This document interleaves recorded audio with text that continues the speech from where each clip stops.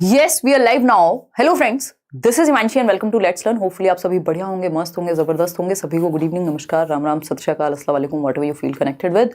Start करेंगे आज का सेशन. नेशनल एजुकेशन पॉलिसी पर जितने भी महत्वपूर्ण क्वेश्चंस हैं, हम कुछ 40 प्लस क्वेश्चंस करेंगे, 43 क्वेश्चंस के करीब हैं. और उससे पहले छोटा सा एक इंट्रोडक्शन एनईपी के बारे में, क्योंकि इससे भरपूर क्वेश्चंस इस बार सीटेट में और जो भी एग्जाम्स आपके हो रहे हैं अब रिसेंटली, जो भी कमिंग एग्जाम्स हैं टीचिंग के, वहाँ देखने को मिलेंगे आपको. तो कैसे क्वेश्चंस फॉर्म हो सकते हैं वो समझेंगे. उससे पहले 5 से 7 मिनट, 10 मिनट, जितनी भी देर लगेगी, जो इंपॉर्टेंट पॉइंट्स हैं उनको फटाफट से रिवाइज करेंगे, ताकि जब आप क्वेश्चंस कर रहे हो तो चीज़ें दिमाग में हो. हालांकि मैं एक सेशन पहले नेशनल एजुकेशन पॉलिसी पर, राष्ट्रीय शिक्षा नीति पर ले चुकी हूँ 2-1.5 घंटे के आसपास. लाइक शेयर सब्सक्राइब आपने अगर ना किया हो अभी तक तो आप कर लीजिएगा. सेशन आपको पसंद आएगा, चीज़ें सीखने को मिलेंगी. ये पीडीएफ विद आंसर्स आपको टेलीग्राम चैनल पर मिल जाएगी. डिस्क्रिप्शन बॉक्स में लिंक भी है, फ्री नोट्स भी वहीं हैं, वहां से भी आप ले सकते हैं. और अदर सब्जेक्ट्स के नोट्स भी आपके आ रहे हैं, रास्ते में है. बस स्टार्ट करते हैं आज की कहानी. कुछ चीज़ें हैं जो, कुछ क्या, बहुत सारे बदलाव नेशनल एजुकेशन पॉलिसी ने किए हैं और बहुत सारी चीज़ें ऐसी हैं. कुल मिला के एक शब्द में अगर हम कहें, बच्चे का होलिस्टिक डेवलपमेंट यानी सर्वांगीण विकास. अगर आप बच्चे के फायदे को ध्यान में रखकर के क्वेश्चंस का आंसर करते हैं, कुछ क्वेश्चंस ऐसे होते हैं जो फैक्चुअल है. जैसे ये है कि फॉर्मेट चेंज हुआ है 5+3+3+4 का, ये फैक्चुअल है. अदरवाइज बाकी सारे क्वेश्चंस, ज़्यादातर क्वेश्चंस आपकी अंडरस्टैंडिंग से, अगर आप बच्चे को सेंटर में रख करके आंसर कर रहे हैं तो सॉल्व हो जाएंगे. तो आ जाइए फटाफट से. बहुत बढ़िया, स्टार्ट करें आज का सेशन. तो छोटी छोटी सी बातें हैं जो मैं अगले 5 मिनट में करूंगी, फिर उसके बाद सीधा हम क्वेश्चंस पे आएंगे, क्योंकि ये इंपॉर्टेंट हैं जो चीज़ें, उनको पहले हम डिस्कस कर लेंगे. कि इनकेस आपने आज से पहले अगर नेशनल एजुकेशन पॉलिसी नहीं भी पढ़ी है, तब भी आप इस एक सेशन से ही पूरी अंडरस्टैंडिंग आपकी गेन हो जाए. ठीक, कितने क्वेश्चंस करेंगे हम? 43 क्वेश्चंस करेंगे. तसल्ली से बैठिएगा और समझ समझ के आंसर्स करने हैं. पोल आपको मिलेगा साथ में, ताकि आपको वो पेपर वाली फीलिंग आती रहे. अब से पहले जो हम देखते थे वो होता था 10+2+3 का सिस्टम, जो नेशनल एजुकेशन पॉलिसी थी 1986 की. वो बात करती थी उस पर कि भैया 10वीं, ये आवाज़ कहाँ से आ रही है? अच्छा ठीक है. तो कि हम 10वीं तक की पढ़ाई, फिर 2 साल 11th-12th, फिर उसके बाद 3 साल का ग्रेजुएशन. उस सिस्टम को रिप्लेस करते हुए नेशनल एजुकेशन पॉलिसी ने कहा कि अब हम इसको 5+3+3+4 करेंगे. कुल मिलाकर के 10+2 का सिस्टम होता था स्कूल एजुकेशन की, अगर हम बात कर रहे हैं. उस 10+2+3 को रिप्लेस करने की बात हुई यहाँ पर. और अभी हम क्या कह रहे हैं कि 5 साल शुरुआत में आपके फाउंडेशनल पीरियड होना चाहिए. इसका सिंपल सा एक निमोनिक या एक शॉर्ट फॉर्म में आप याद रख सकते हैं. 534 एक नंबर है, 534, 534. ये आप याद रखिए, 3 का स्क्वायर कर दीजिएगा तो चीज़ें याद रहेंगी, आप कंफ्यूज नहीं होंगे पेपर में. ठीक है जी, कोई दिक्कत परेशानी इस बात को समझने में? ये क्या है? ये नया सिस्टम है, यहाँ से क्वेश्चन पूछे गए, इस चीज़ को लेके कंफ्यूजन रहती है हम लोग के बीच. ठीक है, और ये सिर्फ सीडीपी के लिए नहीं है, यानी ये बाल विकास के लिए नहीं है. इससे क्वेश्चंस आपके किसी भी सब्जेक्ट में पूछे जा सकते हैं, कोई भी टीचिंग एग्जाम हो, ठीक है, जहां पर भी नेशनल एजुकेशन पूछी जा रही है. तो 534 मतलब 5 साल, 3 साल, 3 का स्क्वायर है क्योंकि, फिर 3 साल और 4 साल की एक स्टेज. शुरुआत के जो 5 साल हैं 3 से 8 वर्ष के बच्चे के लिए फाउंडेशनल पीरियड, इसको FPMS से याद रखेंगे. ये जो 5+3+4 है, 5+3+3+4, FPMS, यानी कि 5 साल का फाउंडेशनल पीरियड है, जिसमें 3 साल आंगनवाड़ी या बच्चे को हम प्रिपेयर कर रहे हैं खेल कूद से और उसके न्यूट्रिशन का ध्यान रख करके. फिर 3 साल हम प्रेपरेटरी स्टेज बता रहे हैं. इन 3 सालों में आप पहले प्ले वे या आंगनवाड़ी का प्रयोग करते हैं, फिर क्लास 1 और 2 आ जाएगा, जो 2 साल बचे हुए होंगे. फिर बाकी के जो 3 साल हैं यहाँ, इस 5 को भी मतलब 3+2 में डिवाइड किया हुआ है, वो अभी हम देखेंगे.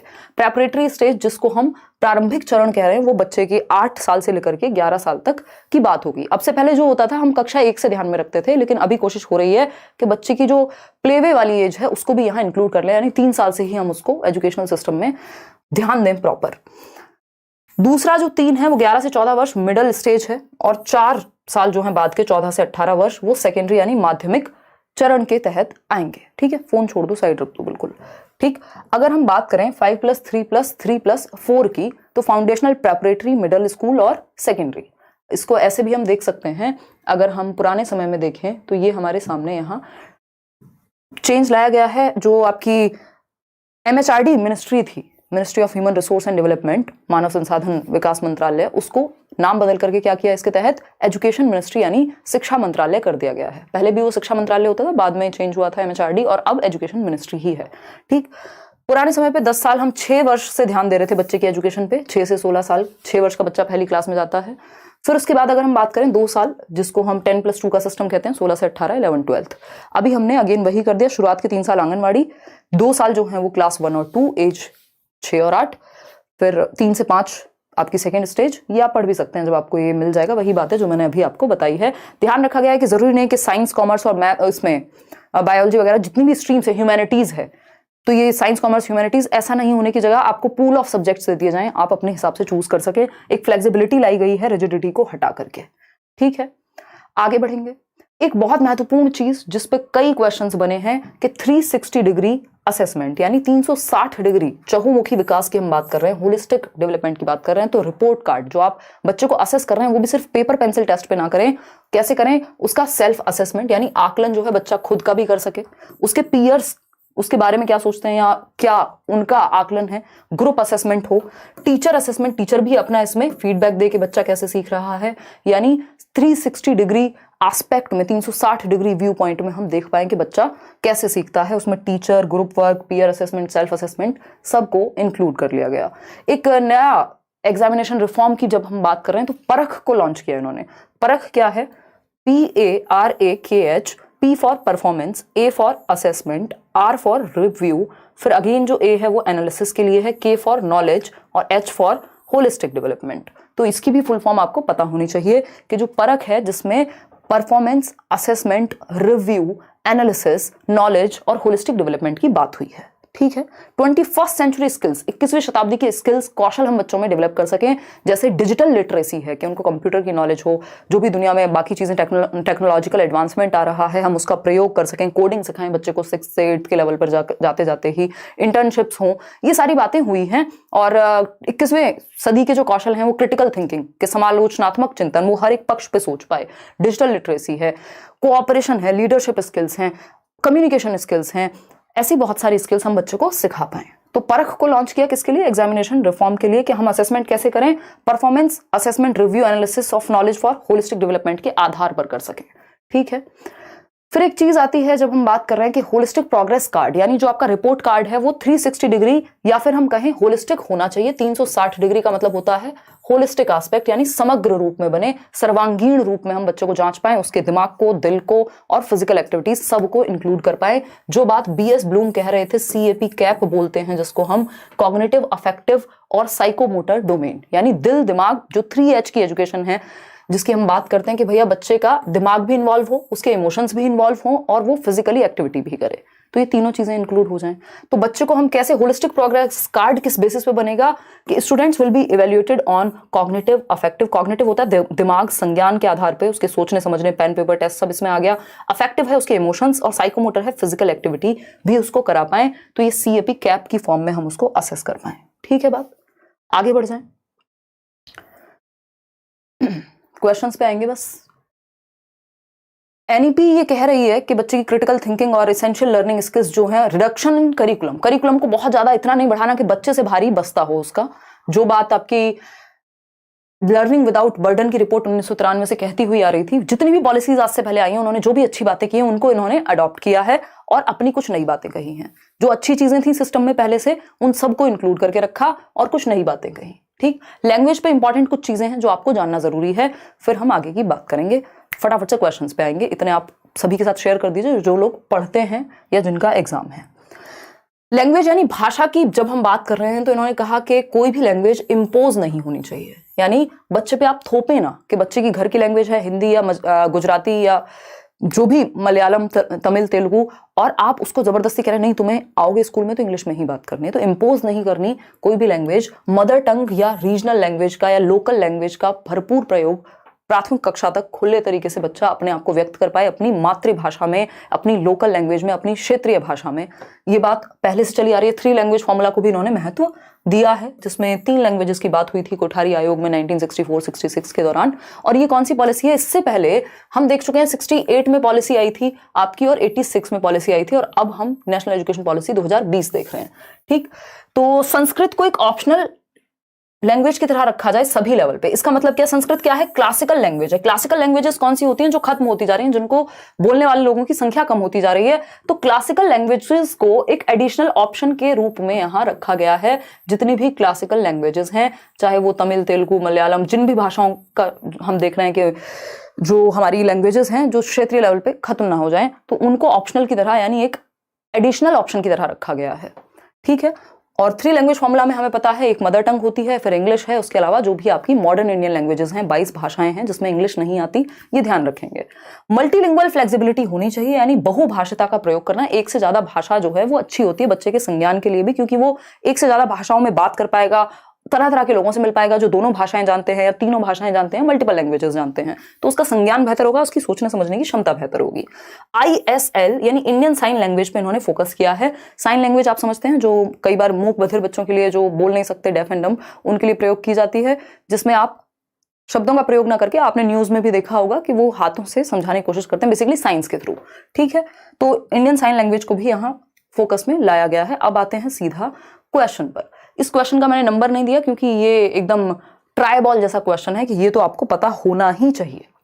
ठीक है, फटाफट से एक बार इक्विटी पे पूरा पूरा फोकस किया है कि हम बच्चे की नीड्स को समझ पाएं, जो एनसीएफ से लेकर के कोई भी पॉलिसी आज तक कहती आ रही थी। ठीक है, चलिए अब आते हैं क्वेश्चंस पे। आपके सामने कुछ क्वेश्चंस होंगे और मुझे लगता है कि इससे बाहर और क्या ही क्वेश्चंस बनेंगे। इसी के अराउंड अगर हद से हद थोड़ा बहुत लैंग्वेज को अगर ट्वीक किया जाए, 40 क्वेश्चंस इनफ हैं। 42 क्वेश्चंस, 43 क्वेश्चंस हम आज करने वाले हैं, जिससे आप आगे आने वाले किसी भी क्वेश्चन को डील कर पाएंगे। ए ऑप्शन कह रहे हैं 98% लोग, 2% लोगों को चाहे हम कितना भी समझा लें, कितनी भी आसान भाषा में समझा लें, उनको फिर भी क्वेश्चन गलत करना है। मतलब इसमें ऐसा क्या मुश्किल था। 534 आपको एक फंडा भी बता दिया जो कि इजी है। 534 मतलब इसमें 3 का स्क्वायर है, यानी 3 2 बार रिपीट होगा। ऐसे याद रखने की सिंपल टेक्निक है जो लोग भूल जाते हैं बाय चांस। तो हमें पता है 534 का क्या मतलब है, 5 + 3 + 3 + 4। ठीक है, इसमें 2 + 3 का कोई सिस्टम नहीं है। मैंने आपको बताया था कि ये जो 5 साल है, इनको डिवाइड किया गया है, शुरुआत के 3 साल जो हम कह रहे हैं कि आंगनवाड़ी वाला टाइम, और 2 साल है क्लास 1 और 2। इसका मतलब ये नहीं कि 3 + 2 ऐसे लिख देंगे कहीं भी अपनी मर्जी से, है ना। जो सिस्टम है वो 5 + 3 + 3 + 4 का ही रहेगा, उसके अंदर हम कितने भी डिवीजन लगा लें। तो इसलिए इसको लेके आपने घबराना नहीं है। ठीक है, देखिएगा, तो 2 + 3 + ये कोई सिस्टम नहीं है। ये 5 + 3 + 2 + 2 ऐसा नहीं है कि हमें यहाँ पे मैथ्स की कैलकुलेशन बराबर बिठानी है, ऐसा कुछ भी नहीं है। ठीक, सिंपल फंडामेंटल तरीका वही है। 534 5 + 3 + 3 + 4, ये 4 स्टेजेस में बांटा गया है। अगर आपसे इनका नाम पूछ लेता तो आपको पता होना चाहिए था कि 5 + 3 + 3 + 4 क्या है। F जो आपकी फाउंडेशन स्टेज है, फिर आपका प्रेपरेटरी स्टेज है, फिर आपकी मिडिल स्टेज है, और फिर आपकी सेकेंडरी स्टेज है। FPMS से हमको ये याद रखनी है। ऐसे भी पूछ सकता है कि फाउंडेशन कौन सा लेवल है, प्रेपरेटरी कौन सा लेवल है, मिडिल कौन सी स्टेज है, और सेकेंडरी कौन सी स्टेज है। तो 5 + 3 + 3 + 4, 5 साल का फाउंडेशन लेवल, 3 साल का प्रेपरेटरी, 3 साल का आपका फिर मिडिल, और जो 4 साल का है वो है सेकेंडरी। ठीक, तो A option is the right answer. और ए का मतलब यहाँ आप यहाँ चूज करेंगे तो यहां से ये सही होगा। ध्यान रखिएगा, अगर ए ऑप्शन यहाँ 2 लिख दिया होता तो गलत हो जाता। तो ये लास्ट वाले जो ऑप्शंस हैं, ये बाण वाले क्वेश्चंस हैं, समझ गए ना, तो उसको ध्यान से आंसर करना है। चलिए, ट्राई बॉल खत्म हुई, अब हम शुरू करते हैं क्वेश्चन नंबर 1। देखिए, जवाब दीजिए। और अगर आप बच्चे को सेंटर में रखेंगे, फ्लेक्सिबिलिटी को दिमाग में रखें, कुछ वर्ड्स हैं जो आपके दिमाग में होने चाहिए, जैसे फ्लेक्सिबिलिटी यानी लचीलापन लाना है, बच्चे को सेंटर में रखना है, क्या करना है, मल्टीपल लैंग्वेजेस का प्रयोग करने देना है, चहुमुखी विकास, होलिस्टिक डेवलपमेंट की बात करनी है, तो आपका आंसर गलत आसानी से नहीं हो पाएगा। ठीक, ध्यान से पढ़ने हैं नॉट वाले क्वेश्चंस को। शांतनु क्या कह रहे हैं भाई, finally dream comes true and I am fan ma'am. By the way, ये आपने ऐप में क्लास में पढ़ाया है? हाँ बिल्कुल पढ़ाया शांतनु, बिल्कुल बिल्कुल बिल्कुल। चलिए बताइए फटाफट से। देखिएगा, देखें कितने लोग सही उत्तर दे रहे हैं, 70% लोग। अब आपको अपने ही सामने पता लग जाएगा कि कितने लोग कितने सीरियसली पढ़ रहे हैं। 70% लोग, 75% लोग हो गए। चलो, सबसे आसान क्वेश्चन देखिए, फटाफट से चलेंगे, समय ज्यादा नहीं लगेगा इसमें, क्योंकि टू द पॉइंट क्वेश्चंस हैं इसमें, ऐसा नहीं है कि बहुत लंबी लंबी बातें हैं। To ensure retention of students from socio economically disadvantaged groups, जो EWS सेक्शन है, इकोनॉमिकली वीकर सेक्शन या सोशियो इकोनॉमिकल, यानी किसी भी रूप से हाशिए पे हैं समाज में, किसी जाति की वजह से, किसी समूह की वजह से समाज ने महत्व नहीं दिया, या इकोनॉमिक रूप से कमजोर लोग हैं, उनके लिए national education policy proposes the curriculum and pedagogy should be, यानी जो पाठ्यचर्या और शिक्षा शास्त्र है, यानी जो पढ़ाने के तरीके हैं और जो कंटेंट है, जो करिकुलम है, जितनी भी एक्टिविटीज है, वो कैसी होनी चाहिए। एग्जाम्स के अराउंड हम रखें उनको, सेंटर्ड अराउंड एग्जाम्स, यानी परीक्षाओं पे केंद्रित हो, बिल्कुल भी नहीं। सेंटर्ड अराउंड टेक्स्ट बुक्स पे भाई बच्चे को सेंटर में रखना है, ना तो किताब, ना टीचर, ना टेक्स्ट बुक, ना कुछ और। एंगेजिंग एंड कॉन्टेक्चुअल, ये बात एकदम सही है, संलग्न और संदर्भित हो, यानी बच्चे के कॉन्टेक्स्ट से, उसके संदर्भ से, जिस समाज से, जिस दुनिया से वो आ रहा है, उस संदर्भ से हम एग्जाम्पल्स उठाएं, उसी तरह का करिकुलम बनाएं।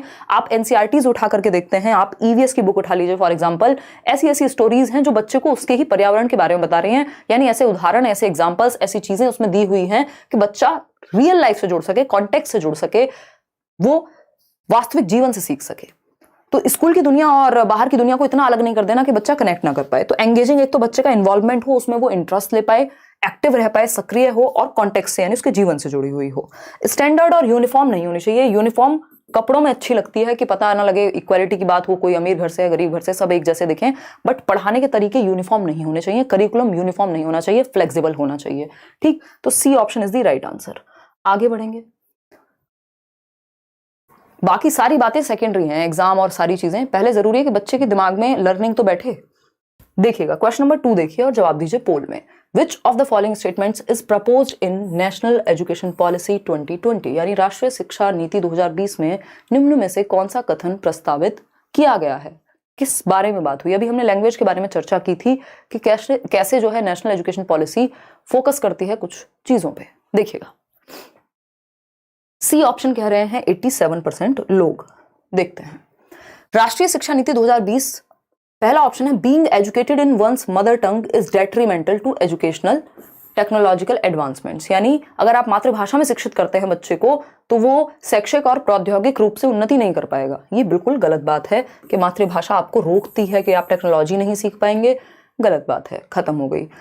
Schools should encourage children to learn and speak English as their first language। अभी तो बात हुई थी, हमने शुरुआत में बात की थी कि आप लैंग्वेज को इम्पोज नहीं कर सकते, बच्चे पे थोप नहीं सकते, जो भी उसकी मातृभाषा है वो प्रयोग करेगा। सी ऑप्शन है multilingualism has great cognitive benefits for young students. यही बात एनसीएफ कहता हुआ आया है, यही बात बाकी पॉलिसीज कह रही थी कि मल्टीलिंगुअलिज्म, बहुभाषिता, मल्टीपल लैंग्वेजेस, क्योंकि बच्चे ऐसे होंगे जो कई भाषाएं बोलेंगे। किसी घर में गुजराती बोली जाती है, वो स्कूल में भी गुजराती प्रयोग करेगा क्योंकि उसको अभी दूसरी भाषा नहीं आई है। ठीक, किसी के घर में हिंदी बोली जाती है, किसी के घर में मलयालम, पंजाबी, तो कई भाषाएं, क्योंकि डाइवर्सिटी, यूनिटी इन डाइवर्सिटी की हम बात कर रहे हैं, तो विभिन्नता में एकता की बात करेंगे। तो ये जरूरी है जानना कि बच्चों को मल्टीपल लैंग्वेजेस का आप माहौल दें। मल्टीलिंगुअलिज्म क्या है? एक एसेट है ना, बहुभाषिता एक एसेट है हमारे लिए, ना कि प्रॉब्लम। ठीक, डी ऑप्शन है bilingual approach confuses students and hampers learning. ऐसा नहीं है, भाषाएं प्रॉब्लम नहीं बननी चाहिए। द्विभाषिता से क्या होगा कि प्रॉब्लम बन जाएगा, बच्चा सीख नहीं पाएगा। नहीं, जितनी लैंग्वेज हो आने दो, कोई दिक्कत नहीं है। ठीक है सुनीता जी, चलिए आगे बढ़ते हैं, आप समझते हैं नेक्स्ट क्वेश्चन नंबर 3 क्या है। तो बाइलिंगुअल से बेटर क्या हो गया? मल्टीलिंगुअल हो गया। बाय का मतलब सिर्फ 2 ही भाषाएं, मल्टीलिंगुअल कई भाषाएं।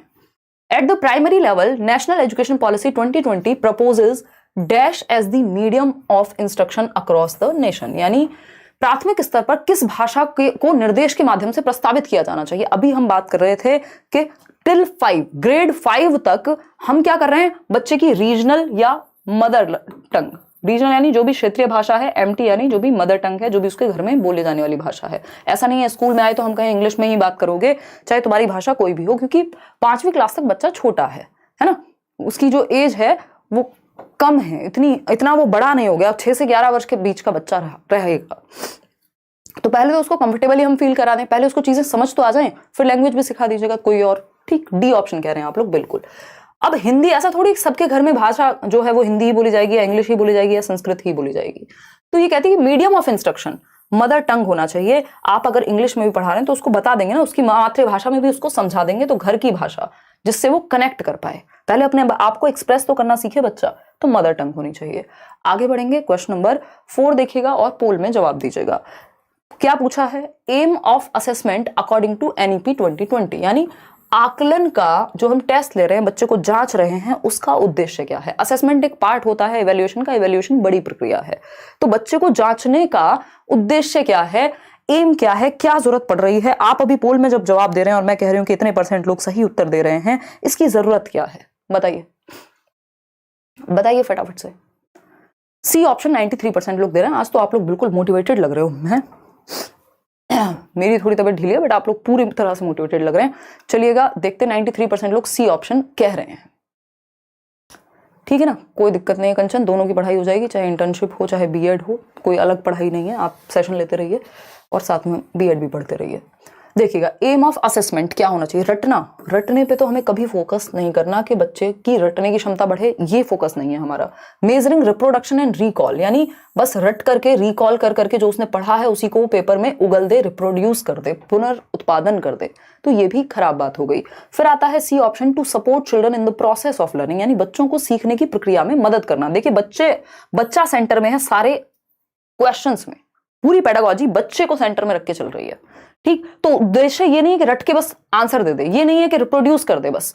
To arrive at parameters to compare children across the country, यानी पूरी दुनिया भर के बच्चों को कंपेयर कर सकें। कंपेयर करना क्या है, एक नेगेटिव बात है, एक नेगेटिव वर्ड है। कोलैबोरेट करना है, कंपेयर नहीं करना बच्चों को। तो to support the process of learning, यानी हम आकलन इसलिए कर रहे हैं कि सीखने की प्रक्रिया में मदद हो सके। जब आप यहां आंसर गलत देंगे तो आप उस चीज को दोबारा ध्यान से पढ़ेंगे कि भाई कहां कमी रह गई, कैसे मैं सीख रहा हूं या सीख रही हूं, कहां अभी सुधार की आवश्यकता है। बात तो सही है, सी ऑप्शन। ठीक, तो असेसमेंट इसलिए होता है कि फीडबैक मिले, कुछ हमें ये पता लगे कि बच्चा सीखता कैसे, उसको और कैसे इंप्रूव करें, उस प्रोसेस को सपोर्ट कैसे किया जाए, इसलिए आप आकलन कर रहे हैं। अगर आकलन ना ही करें तो पता ही नहीं लगेगा कि कहां प्रॉब्लम है, तो आकलन जरूरी है। अब आती है बात क्वेश्चन नंबर 5 में, जवाब दीजिएगा फटाफट से। कसम से मैं अभी जुड़ा हूं, लेकिन आधा ही नहीं, पूर्ण विश्वास है कि एक भी गलत नहीं होगा। बहुत बढ़िया मनीष, चलिए आ जाइए। विश्वास पूरा होना चाहिए, अपने कॉन्फिडेंस को बढ़ा के रखिए और करिए मेहनत। फुल मोटिवेटेड फ्रॉम दरभंगा, बहुत बढ़िया नवनीत, बहुत ही खुशी की बात है। देखिएगा, आंसर कर रहे हैं सी ऑप्शन 61% लोग। पढ़ते हैं, dash is the comprehensive and integrated flagship program of the government of India to attain the universal elementary education UEE in the country in a mission mode।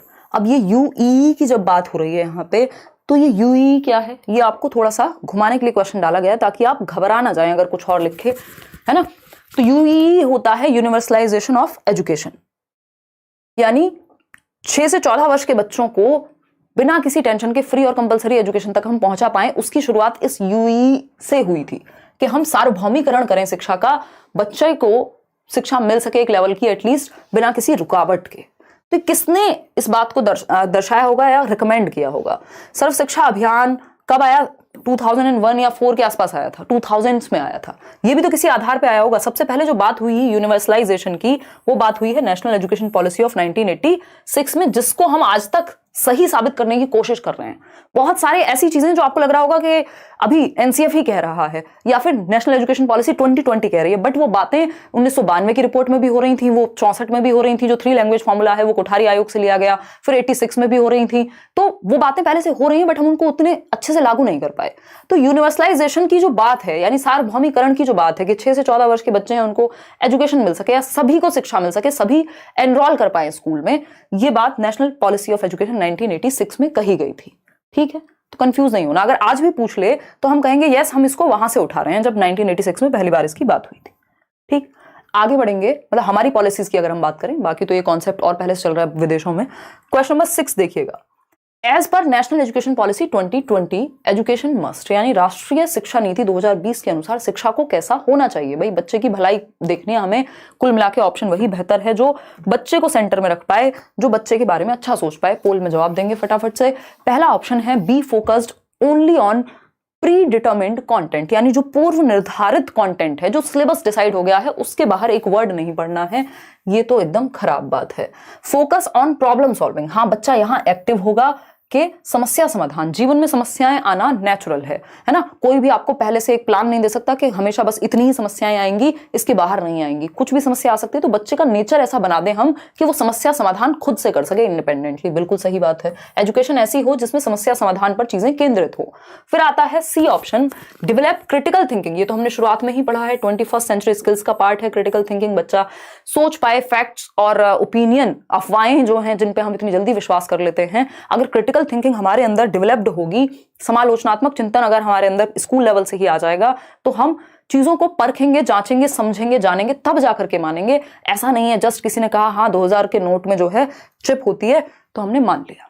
तो फैक्ट्स को, opinions को, data को हम review कर पाएं, उसको analyse कर पाएं, समझ पाएं, सही ढंग से सोच पाएं, उसकी आलोचना कर पाएं। आलोचना का मतलब यहां सिर्फ बुराई से नहीं है, बट उसके सभी पक्षों को देखने से है, किसी भी बात के। फोर्थ ऑप्शन है बी इंक्वायरी ड्रिवन, यानी जब इंक्वायरी करेगा बच्चा, जब अन्वेषण करेगा, एक्सप्लोर करेगा, खोज करेगा, डिस्कवरी करेगा, तो क्या होगा, बच्चा होगा एक्टिव, डिस्कवरी ओरिएंटेड होगा जब। तो इन तीनों में बच्चा एक्टिव है, आप देख पा रहे हैं। लेकिन जब आपने सिर्फ पूर्व निर्धारित विषय वस्तु के इतना ही सिलेबस है, इसके बाहर एक चैप्टर नहीं पढ़ना, कुछ नहीं पता करना, बस इसको खत्म कर दो, ज्यादा टाइम भी नहीं लगाना, तो ये गलत बात है, ये नेगेटिव है, इसको हटा दिया हमने। नेशनल एजुकेशन क्यों कहेगी, नेशनल एजुकेशनल पॉलिसी क्यों कहेगी कि बच्चे को एक्टिव मत रखो, रटवाओ बस। तो आंसर क्या हुआ, 63% लोग ही दे पा रहे हैं। इस तरह के क्वेश्चन में कंफ्यूज मत हो जाए करो। जब हमें पता है एक नेगेटिव मिल गया, बाकी सारे पॉजिटिव दिख रहे हैं, हटा देंगे इसको। तो जहां पे भी फर्स्ट ऑप्शन है, मान लो बाकी के 3 में फर्स्ट ऑप्शन है, हटा दिया। अगर आप कंफ्यूज भी हैं इन सेकंड, थर्ड और फोर्थ में, और आपको पक्का पता है कि ए तो बिल्कुल भी नहीं होगा, कदापि नहीं होगा, तो आप वो ऑप्शन हटा दीजिए जहां पे ए ऑप्शन में है या फर्स्ट ऑप्शन में है। तो बाकी के 3 में फर्स्ट था, हट गया, आपको नहीं भी पता तब भी आप आंसर तक पहुंच गए, सिंपल एलिमिनेट करके आपने निकाल दिया आंसर। तो A option is the right answer over here. ठीक है, 65% लोग ही क्यों आंसर इसका सही दे पा रहे हैं, 90 भी दे सकते हैं, लेकिन हम ऐसे क्वेश्चंस देख के घबरा जाते हैं, इसलिए प्रैक्टिस की जरूरत है। क्वेश्चन नंबर 7 देखिएगा, ये मैं मॉक टेस्ट की फॉर्म में भी डलवा दूंगी करियरविल ऐप पर जाकर के, आप फ्री में ये क्वेश्चंस एक बार खुद से भी अटेम्प्ट कीजिएगा जो लोग गलतियां कर रहे हैं। ठीक, क्वेश्चन नंबर 7 है द शिफ्ट, यानी परिवर्तन, proposed in national education policy 2020 is from, यानी राष्ट्रीय शिक्षा नीति 2020 में प्रस्तावित बदलाव क्या है। भाई जो भी चीजें गलत चल रही थी, स्टैंडर्डाइज्ड थी, फ्लेक्सिबल नहीं थी, रिजिड थी, उनको फ्लेक्सिबल किया गया होगा, बच्चे के भले में बदलाव लाएंगे, सिंपल सी बात है।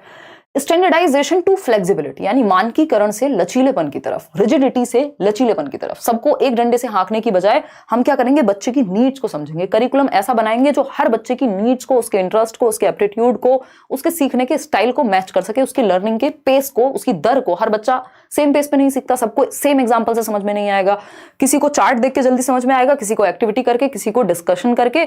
तो हम मल्टीपल वेज में अपने करिकुलम को प्लान कर सकें, बात तो सही है। फॉर्मेटिव टू समेटिव, यानी रचनात्मक से मूल्यांकन की हम किसकी तरफ ले जाएं, योगात्मक की तरफ। योगात्मक समेटिव असेसमेंट क्या होता है, हमने सीसीई में पढ़ा है, कॉन्टिन्यूअस एंड कॉम्प्रिहेंसिव इवैल्यूएशन में। क्या होता है, जिसमें पेपर पेंसिल टेस्ट की बात हो, half yearly exam, board exam, yearly exam, जिसमें हम जजमेंट पे फोकस करते हैं कि इतने परसेंट आए, इस पे फोकस है। ऐसे ही एग्जाम्स हमारे पूरे एजुकेशन सिस्टम में होते आए हैं, हम सब ने दिए हैं कि बोर्ड एग्जाम्स काउंट होंगे, चाहे आप उससे पहले, हो सकता है उस दिन आप ठीक से नहीं अपने आप को अभिव्यक्त कर पाए, आपकी मन स्थिति सही नहीं थी या कुछ और हुआ, लेकिन उसी बात पे आपको जज कर लिया गया। तो ये जजमेंट के लिए होते थे। वहीं रचनात्मक जो है वो पेन पेपर टेस्ट को हटा करके एक्टिविटी बेस्ड होगा, और ये बच्चे के फीडबैक के लिए लिया जाएगा, जबकि प्रतिपुष्टि के लिए, उसको फीडबैक देने के लिए कि इंप्रूव कैसे कराएं, लर्निंग में सुधार कैसे लाएं, इसलिए फॉर्मेटिव असेसमेंट होता है। जबकि समेटिव जो है वो जजमेंट के लिए है, कितने परसेंट आप लाए। ठीक, तो फॉर्मेटिव से समेटिव ले जाना तो और गलत बात हो गई। रचनात्मक से योगात्मक की तरफ नहीं लेके जाएंगे। किस तरफ लेके जाएंगे, बल्कि हम ऐसे से, समेटिव से अगर फॉर्मेटिव लिखा होता तो आंसर यही सही हो जाता। ठीक है, तो ये अपने जो नोट्स हैं उसमें शायद गलत टाइप हो गया है क्वेश्चन, तो उसको आप ठीक कर लीजिएगा। ठीक, conceptual understanding to learning for exams, मतलब कॉन्सेप्ट सिखाने से एग्जाम्स के रट्टे की तरफ ले जाएं, उल्टा लिख दिया। अगर ये ऑपोजिट लिखा होता कि एग्जाम्स से कॉन्सेप्ट की तरफ ले जाएं तो सही होता। Multi disciplinary to rigidity, multiple disciplines, कई सारे विषयों को, कई सारे टॉपिक्स को एक साथ समझा करके, जोड़ के, कनेक्ट करके पढ़ाएं, उसकी बजाय इन्होंने कह दिया कि बहुविषयकता से कठोरता की तरफ। नहीं, उल्टा होना चाहिए, रिजिडिटी से फ्लेक्सिबिलिटी या मल्टी डिसिप्लिनरी अप्रोच की तरफ ले जाएं। तो ये सारे ही गलत हैं। शिफ्ट क्या है, स्टैंडर्डाइजेशन टू फ्लेक्सिबिलिटी की शिफ्ट है, यानी जो मानकीकरण है सभी के को, जो हम एक डंडे से हाँक रहे हैं, उसमें फ्लेक्सिबिलिटी लाएं, जिस बच्चे की जैसी नीड है, कोई स्पोर्ट्स में अच्छा कर सकता है उसको उस तरफ लेकर के जाएं, कोई कोडिंग में अच्छा कर सकता है उसको उस तरफ लेकर के जाएं, फ्लेक्सिबिलिटी हो आपके एग्जामिनेशन सिस्टम में, एजुकेशन में। A option is the right answer over here. देख लीजिए, अगर यहाँ सबमिटिव आगे लिखा होता, एस से एफ लिखा होता तो सही हो जाता, यही अगर एग्जाम्स आगे लिख दिया होता, कॉन्सेप्चुअल पीछे हो जाता, यही सही हो जाता, रिजिडिटी आगे आ जाती है और मल्टी डिसिप्लिनरी पीछे हो जाता, हल्का सा लैंग्वेज में चेंज करेगा और अब वहां चक्कर खा के गिर जाएंगे कई लोग। क्यों? क्योंकि रट्टे लगाए हैं। तो रट्टे नहीं लगाने हैं, समझना है चीजों को। क्वेश्चन नंबर 8 देखिएगा और पोल में जवाब दीजिएगा। National education policy 2020 considers multilingualism. अभी शुरुआत में ही हमने बात की थी कि जब राष्ट्रीय शिक्षा नीति 2020 बहुभाषिता यानी मल्टीपल लैंग्वेजेस को सिखाने की बात के बारे में क्या कहती है, क्योंकि भारत क्या है, एक डाइवर्स कंट्री है, बहुभाषी लोग हैं, यहाँ कई भाषाएं बोली जाती हैं। बोला जाता है क्या, कोस कोस पे पानी बदले 3 कोस पे वाणी। तो बोली भाषा चेंज होती रहती है, बहुत सारी भाषाएं बोलने वाले लोग हैं। तो बच्चे भी अपने घर में जो भाषाएं देखेंगे सुनेंगे वही बोलना आता होगा पहले उनको स्कूल आने से पहले, ठीक है ना। तो अब इसमें क्या होना चाहिए, मल्टीलिंगुअलिज्म क्या है? एसेट है, हमने शुरुआत में बात की थी, क्या है? हमारे लिए संसाधन है, हमारे लिए रिसोर्स है, ठीक। हिंड्रेंस नहीं हो सकती, इसको हटा देंगे। मल्टीलिंगुअलिज्म बिल्कुल भी हिंड्रेंस नहीं हो सकती, रुकावट नहीं हो सकती। ये टीचर के ऊपर है या सिस्टम के ऊपर है कि वो कितने अच्छे से उसको एसेट बना पाते हैं। अदरवाइज रुकावट तो आप जिस चीज को चाहे बना लें, है ना। देखिएगा, as an asset in the classroom, बिल्कुल सही बात। बी ऑप्शन क्या है? रिसोर्स है, एसेट है, संसाधन है, पूंजी है हमारे पास। बच्चा जो भी घर से लेके आता है वो एक एसेट है, चाहे वो उसकी जो भी प्रीवियस नॉलेज है, पूर्व ज्ञान है, जो भी उसने आसपास की दुनिया से सीखा है, वो सब एसेट है आपके लिए। चाहे उसकी भाषा हो, सब कुछ जो भी वो लेके आया है, उसकी संस्कृति है, समाज है, जो भी, ठीक। तो उसका हम यूज करते हैं। फिर भी बाकी के ऑप्शन देख लेते हैं। सी ऑप्शन कहता है as a unnecessary complication in teaching learning process, यानी शिक्षण अधिगम की प्रक्रिया को अनावश्यक रूप से जटिल बनाना। मैंने आपके साथ एक स्ट्रेटजी डिस्कस की थी 2 दिन पहले और उसमें लास्ट में हमने बात की थी कि टीचर को कंफर्ट नहीं देना है, आपकी टीचिंग लर्निंग प्रोसेस आपके लिए आसान बन जाए, आपको कंफर्ट मिल जाए, कॉम्प्लिकेट हो जाएगी बेवजह तो फिर तो आप खुद के लिए आराम ढूंढ रहे हैं। टीचर क्या है? सुपरमैन है, सुपर वुमेन है, उसको आराम नहीं चाहिए, जटिलता को तो आपको एक रिसोर्स में बदलना पड़ेगा। बैरियर तो बिल्कुल भी नहीं है इंक्लूसिव एजुकेशन में, ठीक। इंक्लूसिव एजुकेशन में तो डिफरेंट तरह के बच्चे इंक्लूड होते हैं। तो बी ऑप्शन 79% ही सही दे पा रहे हैं। इतने आसान क्वेश्चंस में भी अगर आप लोग 90+% लोग सही नहीं करेंगे तो ऐसे कैसे चलेगा दीदी और भैयाओ। क्वेश्चन नंबर 9 देखिएगा। NEP 2020 propose for retention of students from socio economically disadvantaged groups, यानी वो ग्रुप जो किसी भी रूप से समाज में या आर्थिक रूप से वंचित है, चाहे वो पैसे की कमी है, चाहे वो फिर समाज ने उनको हाशिए में रखा है, उस तरह की रिस्पेक्ट या इंक्लूजन उनको नहीं मिल पाया जितना बाकी लोगों के पास प्रिविलेज है उनके पास नहीं है। तो ऐसे बच्चों के लिए NEP क्या कहेगी? बच्चे का भला सोचेंगे। रोट लर्निंग, रटना तो अपने आप में ही इतना नेगेटिव है, इसको देखते ही भाग जाएंगे जब तक नॉट ना लिखा हो ऊपर। Standardization of curriculum and assessment, again ये स्टैंडर्डाइजेशन वर्ड ठीक नहीं है, फ्लेक्सिबिलिटी की जरूरत है, सबके लिए एक जैसा होना गलत है यहाँ पे। परफॉर्मेंस ओरिएंटेड टेस्टिंग, यानी कितने % परफॉर्म किया, ये भी गलत हो गया। रिलेटेबल एंड मीनिंगफुल करिकुलम, बच्चे के जीवन से जो जुड़े वो बेस्ट ऑप्शन। संदर्भित एवं अर्थपूर्ण पाठ्यचर्या, अभी इसी तरह का क्वेश्चन था, वो जो कॉन्सेप्ट और कॉन्टेक्स्ट की बात हो रही थी, बस भाषा चेंज की है, क्वेश्चन वही है, बात वही चल रही है। कान यहां से पकड़ लो, वहां से पकड़ लो, लैंग्वेज चेंज होगी पेपर में और आपको घबराना नहीं है, ठीक। तो प्रदर्शन उन्मुखी नहीं चाहिए हमें, संदर्भित अर्थपूर्ण पाठ्यचर्या चाहिए। प्रदर्शन में हम क्या कहेंगे भैया, 99% लाओ। अच्छा ये भी कम है, अब 102% लाना अगली बार, ठीक। तो डी ऑप्शन यहां सही है कि बच्चे के लिए रिलेटेबल हो। रिलेटेबल क्या होगा? जो उसके कॉन्टेक्स्ट से, जो उसके जीवन से, जो उसकी लाइफ से जुड़ा हुआ हो, वही चीज उसके लिए रिलेटेबल होगी, वही चीज का उसके जीवन में कोई अर्थ होगा, मीनिंगफुल होगी वो चीज। अदरवाइज तो रट्टा मारना हो जाएगा। लर्निंग के 2 प्रकार हैं मेजरली, एक है रटना, रोट लर्निंग, दूसरी है मीनिंगफुल लर्निंग। तो रट के नहीं सीखना है, रटंत विद्या चलंत नहीं, क्या करेंगे हम? करके सीखेंगे, लर्निंग बाय डूइंग, या अर्थपूर्ण बच्चे के जीवन से जोड़ना है आपको लर्निंग को। तो D option is the right answer. ये कहीं ना कहीं अगर आप देखें, आपने चाइल्ड सेंटर्ड एजुकेशन अगर अच्छे से पढ़ा है, जिसमें हम डिफरेंशिएटेड मेथड्स की बात कर रहे हैं, बच्चे को एक्टिव रखने की बात कर रहे हैं, ग्रुप लर्निंग, सोशल लर्निंग की बात कर रहे हैं, सारे क्वेश्चंस आपके ज्यादातर वहीं से सॉल्व हो जाएंगे। तो सारे टॉपिक आपस में कनेक्टेड हैं, ऐसा नहीं है कि कोई एक टॉपिक के आपको अलग अलग से रट्टे लगाने हैं। इसीलिए मैंने उस दिन आपको कहा था कितने क्वेश्चन हैं जो चाइल्ड सेंटर्ड एजुकेशन से सॉल्व हो जाते हैं। क्वेश्चन नंबर 10 देखिएगा और आज बैठिएगा, देखिएगा कितने क्वेश्चन आपके सही हुए। कोई समस्या नहीं होगी मनीषा, आप कोई भी 2 लैंग्वेजेस चूज कर सकते हैं। अगर हम बात कर रहे हैं किसकी? सीटेट की। पानी पियेंगे? मत पीजिए, आप अपने घर से पी लीजिए पानी, हम आपको नहीं भेज पाएंगे। 2 रुपए लेंगे।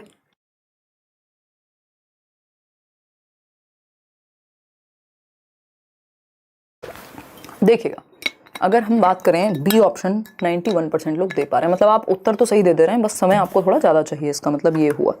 देखिएगा, अगर हम बात करें क्वेश्चन नंबर 10 की, तो ये कहता है what should the holistic 360 degree multi dimensional progress card proposed in the NEP 2020। अभी शुरुआत में हमने बात की थी कि 360 डिग्री बहुआयामी उन्नति पत्र, जिसमें बच्चे का सेल्फ असेसमेंट भी है, वो खुद के बारे में उसने खुद को कैसे जांचा है ना, और उसके पीयर्स उसके बारे में क्या सोच रहे हैं, या उसने उनसे भी टेस्ट करा लिया, कुछ जानता है तो, और टीचर भी, तो सब कुछ इंक्लूड हो गया। ठीक है ना बात, सब कुछ इंक्लूड हो गया यहां पे। हाँ, बाकी सब्जेक्ट भी करेंगे सोनम, डोंट वरी।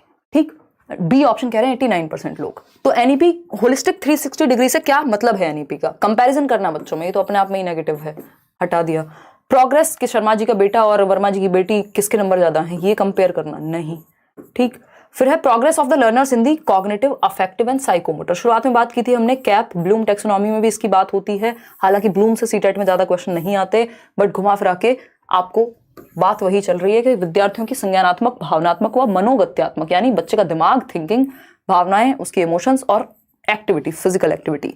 ठीक, कॉग्निटिव मतलब हेड, साइकोमोटर मतलब हैंड, इसको कोनेटिव भी कह देते हैं साइकोमोटर को, अगर नाम बदल जाए तो टेंशन नहीं लेनी है। ठीक, correct identification and labelling, label बच्चों को बिल्कुल नहीं करते आप। ठीक, इसके अलावा क्या है, comprehension that the parents need to work upon, parents problem areas पे काम करेंगे, आप क्या करेंगे, थाली और ताली बजाएंगे नहीं, है ना। तो आप ये देखते हैं कि आप क्या कर सकते हैं, पेरेंट्स या बच्चे में कमी निकालने की बजाय आप अपने एक्शंस पे फोकस करते हैं। ठीक है, इतनी बात, या कोई समस्या है इस बात को समझने में, कोई दिक्कत है, कोई परेशानी, कहीं कुछ भी है तो बता दीजिए। चलिए आगे बढ़ते हैं, अब बढ़ेंगे हम नेक्स्ट क्वेश्चन पे। बी ऑप्शन आप लोग सही कह रहे हैं। देखिएगा, क्वेश्चन नंबर 11 देखिए, ये इस तरह के डैश वाले क्वेश्चंस, 4 ऑप्शन में से 2 चूज करने वाले ऑप्शन, स्टेटमेंट वाले ऑप्शन, इनमें आप घबरा जाते हैं। National education policy 2020 proposes that dash should be encouraged to promote dash, यानी किस चीज को बढ़ावा दें, किस चीज को एनकरेज करें, क्या प्रमोट करने के लिए, यानी 2020 की नीति के अनुसार डैश का प्रयोग को प्रोत्साहित करने के लिए करना चाहिए। किसका प्रयोग, किसको प्रोत्साहित करने के लिए, रोट मेमोराइजेशन का प्रयोग रिकॉल को प्रोत्साहित करने के लिए, बिल्कुल भी नहीं, दोनों ही नेगेटिव हैं। रोट मेमोराइजेशन का प्रयोग क्रिटिकल थिंकिंग के लिए, बिल्कुल भी नहीं। एक्सपीरियंशियल लर्निंग यानी अनुभवात्मक जो अधिगम है, जो उसके जीवन से जुड़ी हुई लर्निंग है, उसका प्रयोग क्रिटिकल थिंकिंग के लिए, जो वो आसपास एक्सपीरियंस कर रहा है बच्चा अपने जीवन में, उन चीजों पे आप चर्चा कर रहे हैं और वहां से समालोचनात्मक चिंतन आ रहा है कि बेटा तुमने ये जो बात मान ली है, क्या ये सही है, इस पे आपने सोचा कभी। तो ये बात सही है कि जो एक्सपीरियंशियल लर्निंग है, उसकी एक्सपीरियंस से क्रिटिकल थिंकिंग को आप जगा रहे हैं बच्चे के अंदर, डिस्कशन करा के, एक्टिविटी करा के। एक्सपीरियंशियल से रिकॉल नहीं लाएंगे, रिकॉल बिल्कुल भी पॉजिटिव नहीं है, ये रटने वाली बात हो गई है। तो बच्चा सबसे ज्यादा एक्टिव सी ऑप्शन में है, ना कि ऊपर के किसी भी ऑप्शन में। तो हम यहां लिख सकते हैं कि प्रपोज करती है क्या, एक्सपीरियंशियल लर्निंग को to promote what, critical thinking. तो सी ऑप्शन सही था। आगे बढ़ेंगे क्वेश्चन नंबर 12 पर। देखिएगा क्या कहता है क्वेश्चन नंबर 12, ध्यान से जवाब दीजिएगा। नॉट वाला पहला क्वेश्चन है, नॉट वाले क्वेश्चंस में आपको फंसाया जाता है पेपर में, और आपने घबराना अगेन नहीं है। देखिएगा एक बार, आगे बढ़ेंगे।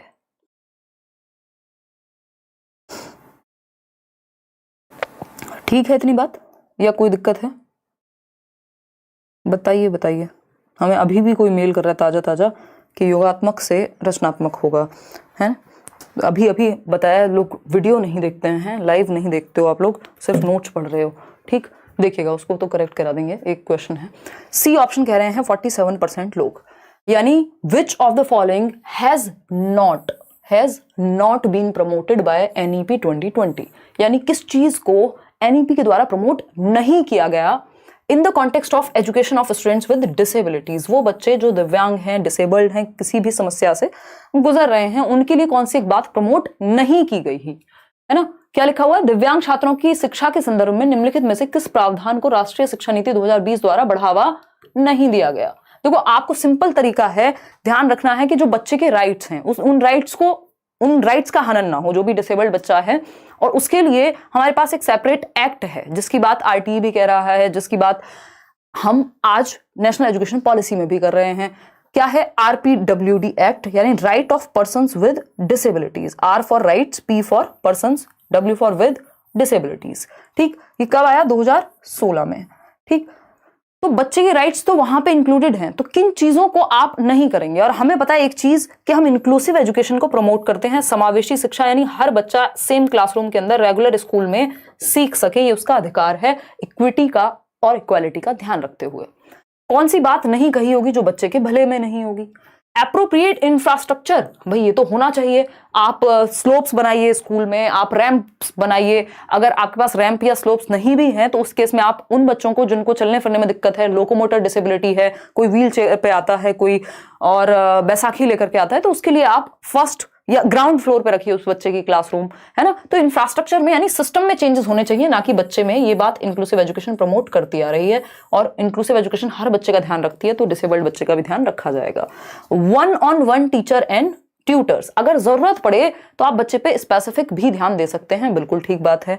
कंपलसरी स्पेशल एजुकेशन, यानी स्पेशल एजुकेशन को कंपलसरी कर दीजिए। देखिए, जब हम बात कर रहे हैं इंक्लूसिव एजुकेशन की, समावेशी शिक्षा की, तो हम कह रहे हैं रेगुलर स्कूल में, एक नॉर्मल स्कूल में हर एक तरह का बच्चा, चाहे वो स्पेशल बच्चा है, चाहे वो एवरेज बच्चा है, यानी वो बच्चा जिसको कोई समस्या एज सच नहीं है, और वो बच्चा जो गिफ्टेड है, वो बच्चा जिसको चलने फिरने, सोचने समझने किसी भी चीज में दिक्कत है, हर तरह का बच्चा। इंक्लूसिव का मतलब ही क्या है? एजुकेशन फॉर ऑल, सभी के लिए शिक्षा एक ही छत के नीचे, है ना। क्योंकि अगर आप बच्चे को, स्पेशल स्कूल्स का मतलब क्या है? ब्लाइंड बच्चा है उसको ब्लाइंड स्कूल भेज दीजिए, कोई और बच्चा है जिसको बोलने में और सुनने में दिक्कत है उसको उस तरह के स्कूल भेज दीजिए। ये गड़बड़ है मामला। स्पेशल स्कूल्स में नहीं पढ़ाना हमें कहां पढ़ाना है? रेगुलर स्कूल सिस्टम में। ये इंक्लूसिव एजुकेशन भी कह रही है, ये आरपीडब्ल्यूडी एक्ट भी कहेगा कि हम एक्सेस फ्री करें, सारी जगहें हर बच्चा जा सके। तो अनिवार्य विशेष शिक्षा तो एकदम गलत बात हो जाएगी। इसका मतलब तो ये हो गया जो बच्चा डिसेबल्ड है उसको स्पेशल स्कूल भेजो, स्पेशल एजुकेशन का तो यही मतलब है, ठीक। तो स्पेशल नहीं, इंक्लूसिव एजुकेशन को प्रमोट करते हैं आज की डेट में हम। सूटेबल टेक्नोलॉजिकल इंटरवेंशंस, यानी अगर जरूरत पड़े तो टेक्नोलॉजी का प्रयोग करें। मान लीजिए हियरिंग डिसेबल्ड बच्चा है या उसको ऑडिटरी प्रॉब्लम है सुनने में, तो उसके लिए मशीन का आप प्रयोग करें, कानों की सुनने वाली मशीन। तो ये तो अच्छी बात है, टेक्नोलॉजी का हम प्रयोग कर रहे हैं। ब्रेल लिपि के लिए आप कोई सॉफ्टवेयर का प्रयोग कर सकते हैं। सारी बातें पॉजिटिव हैं, एक ही बात गलत है, और जो गलत है वही सही है क्योंकि पूछा ही गलत है, ठीक है ना। तो C option is the right answer over here, कि ये बात बिल्कुल भी नेशनल एजुकेशन पॉलिसी नहीं कहेगी डिसेबल्ड बच्चों के कॉन्टेक्स्ट में कि स्पेशल एजुकेशन को कंपलसरी कर दो, तो फिर तो इंक्लूसिव एजुकेशन का कोई मतलब ही नहीं बचेगा। क्वेश्चन नंबर 13 देखिएगा एक बार, क्वेश्चन नंबर 13 देखिएगा, फिर जाकर के हम आगे की बात करने वाले हैं। ये एक सेशन अगर आप एनईपी को लेके कर लेते हैं तो आपके बहुत तरह के क्वेश्चंस गलत नहीं होंगे। मुसर्रत कह रहे हैं कि मैम मेरी तबीयत सही नहीं है फिर भी क्लास देख रहा हूँ क्योंकि बहुत मजा आता है। बहुत ही बढ़िया मुसर्रत, मेरी भी तबीयत सही नहीं है आज, लेकिन मैं फिर भी सेशन ले रही हूँ क्योंकि मुझे भी बहुत मजा आता है और आप लोगों का पेपर भी है, और जब ये चीज़ें आपको हेल्प करेंगी एग्जाम में तो सारी मेहनत सफल हो जाती है उस टाइम पे, ठीक है जी।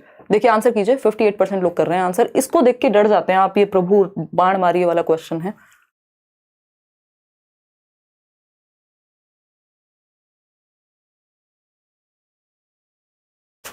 फिफ्टी 57% लोग देखिए ना, ये इतने इजी क्वेश्चंस हैं, लेकिन इनको देख के जहां पे नॉट लिख दे, इस तरह के ऑप्शंस दे दे, ज्यादातर लोग गलत कर देते हैं। मतलब वो पहले घबरा जाते हैं। अगर आप घबराएं नहीं तो सही दे देंगे उत्तर इसका। बस ये सोच लो आपको कॉन्सेप्ट पता है, बस उसका प्रयोग करना है इन क्वेश्चंस में, और इसीलिए तो प्रैक्टिस कर रहे हैं।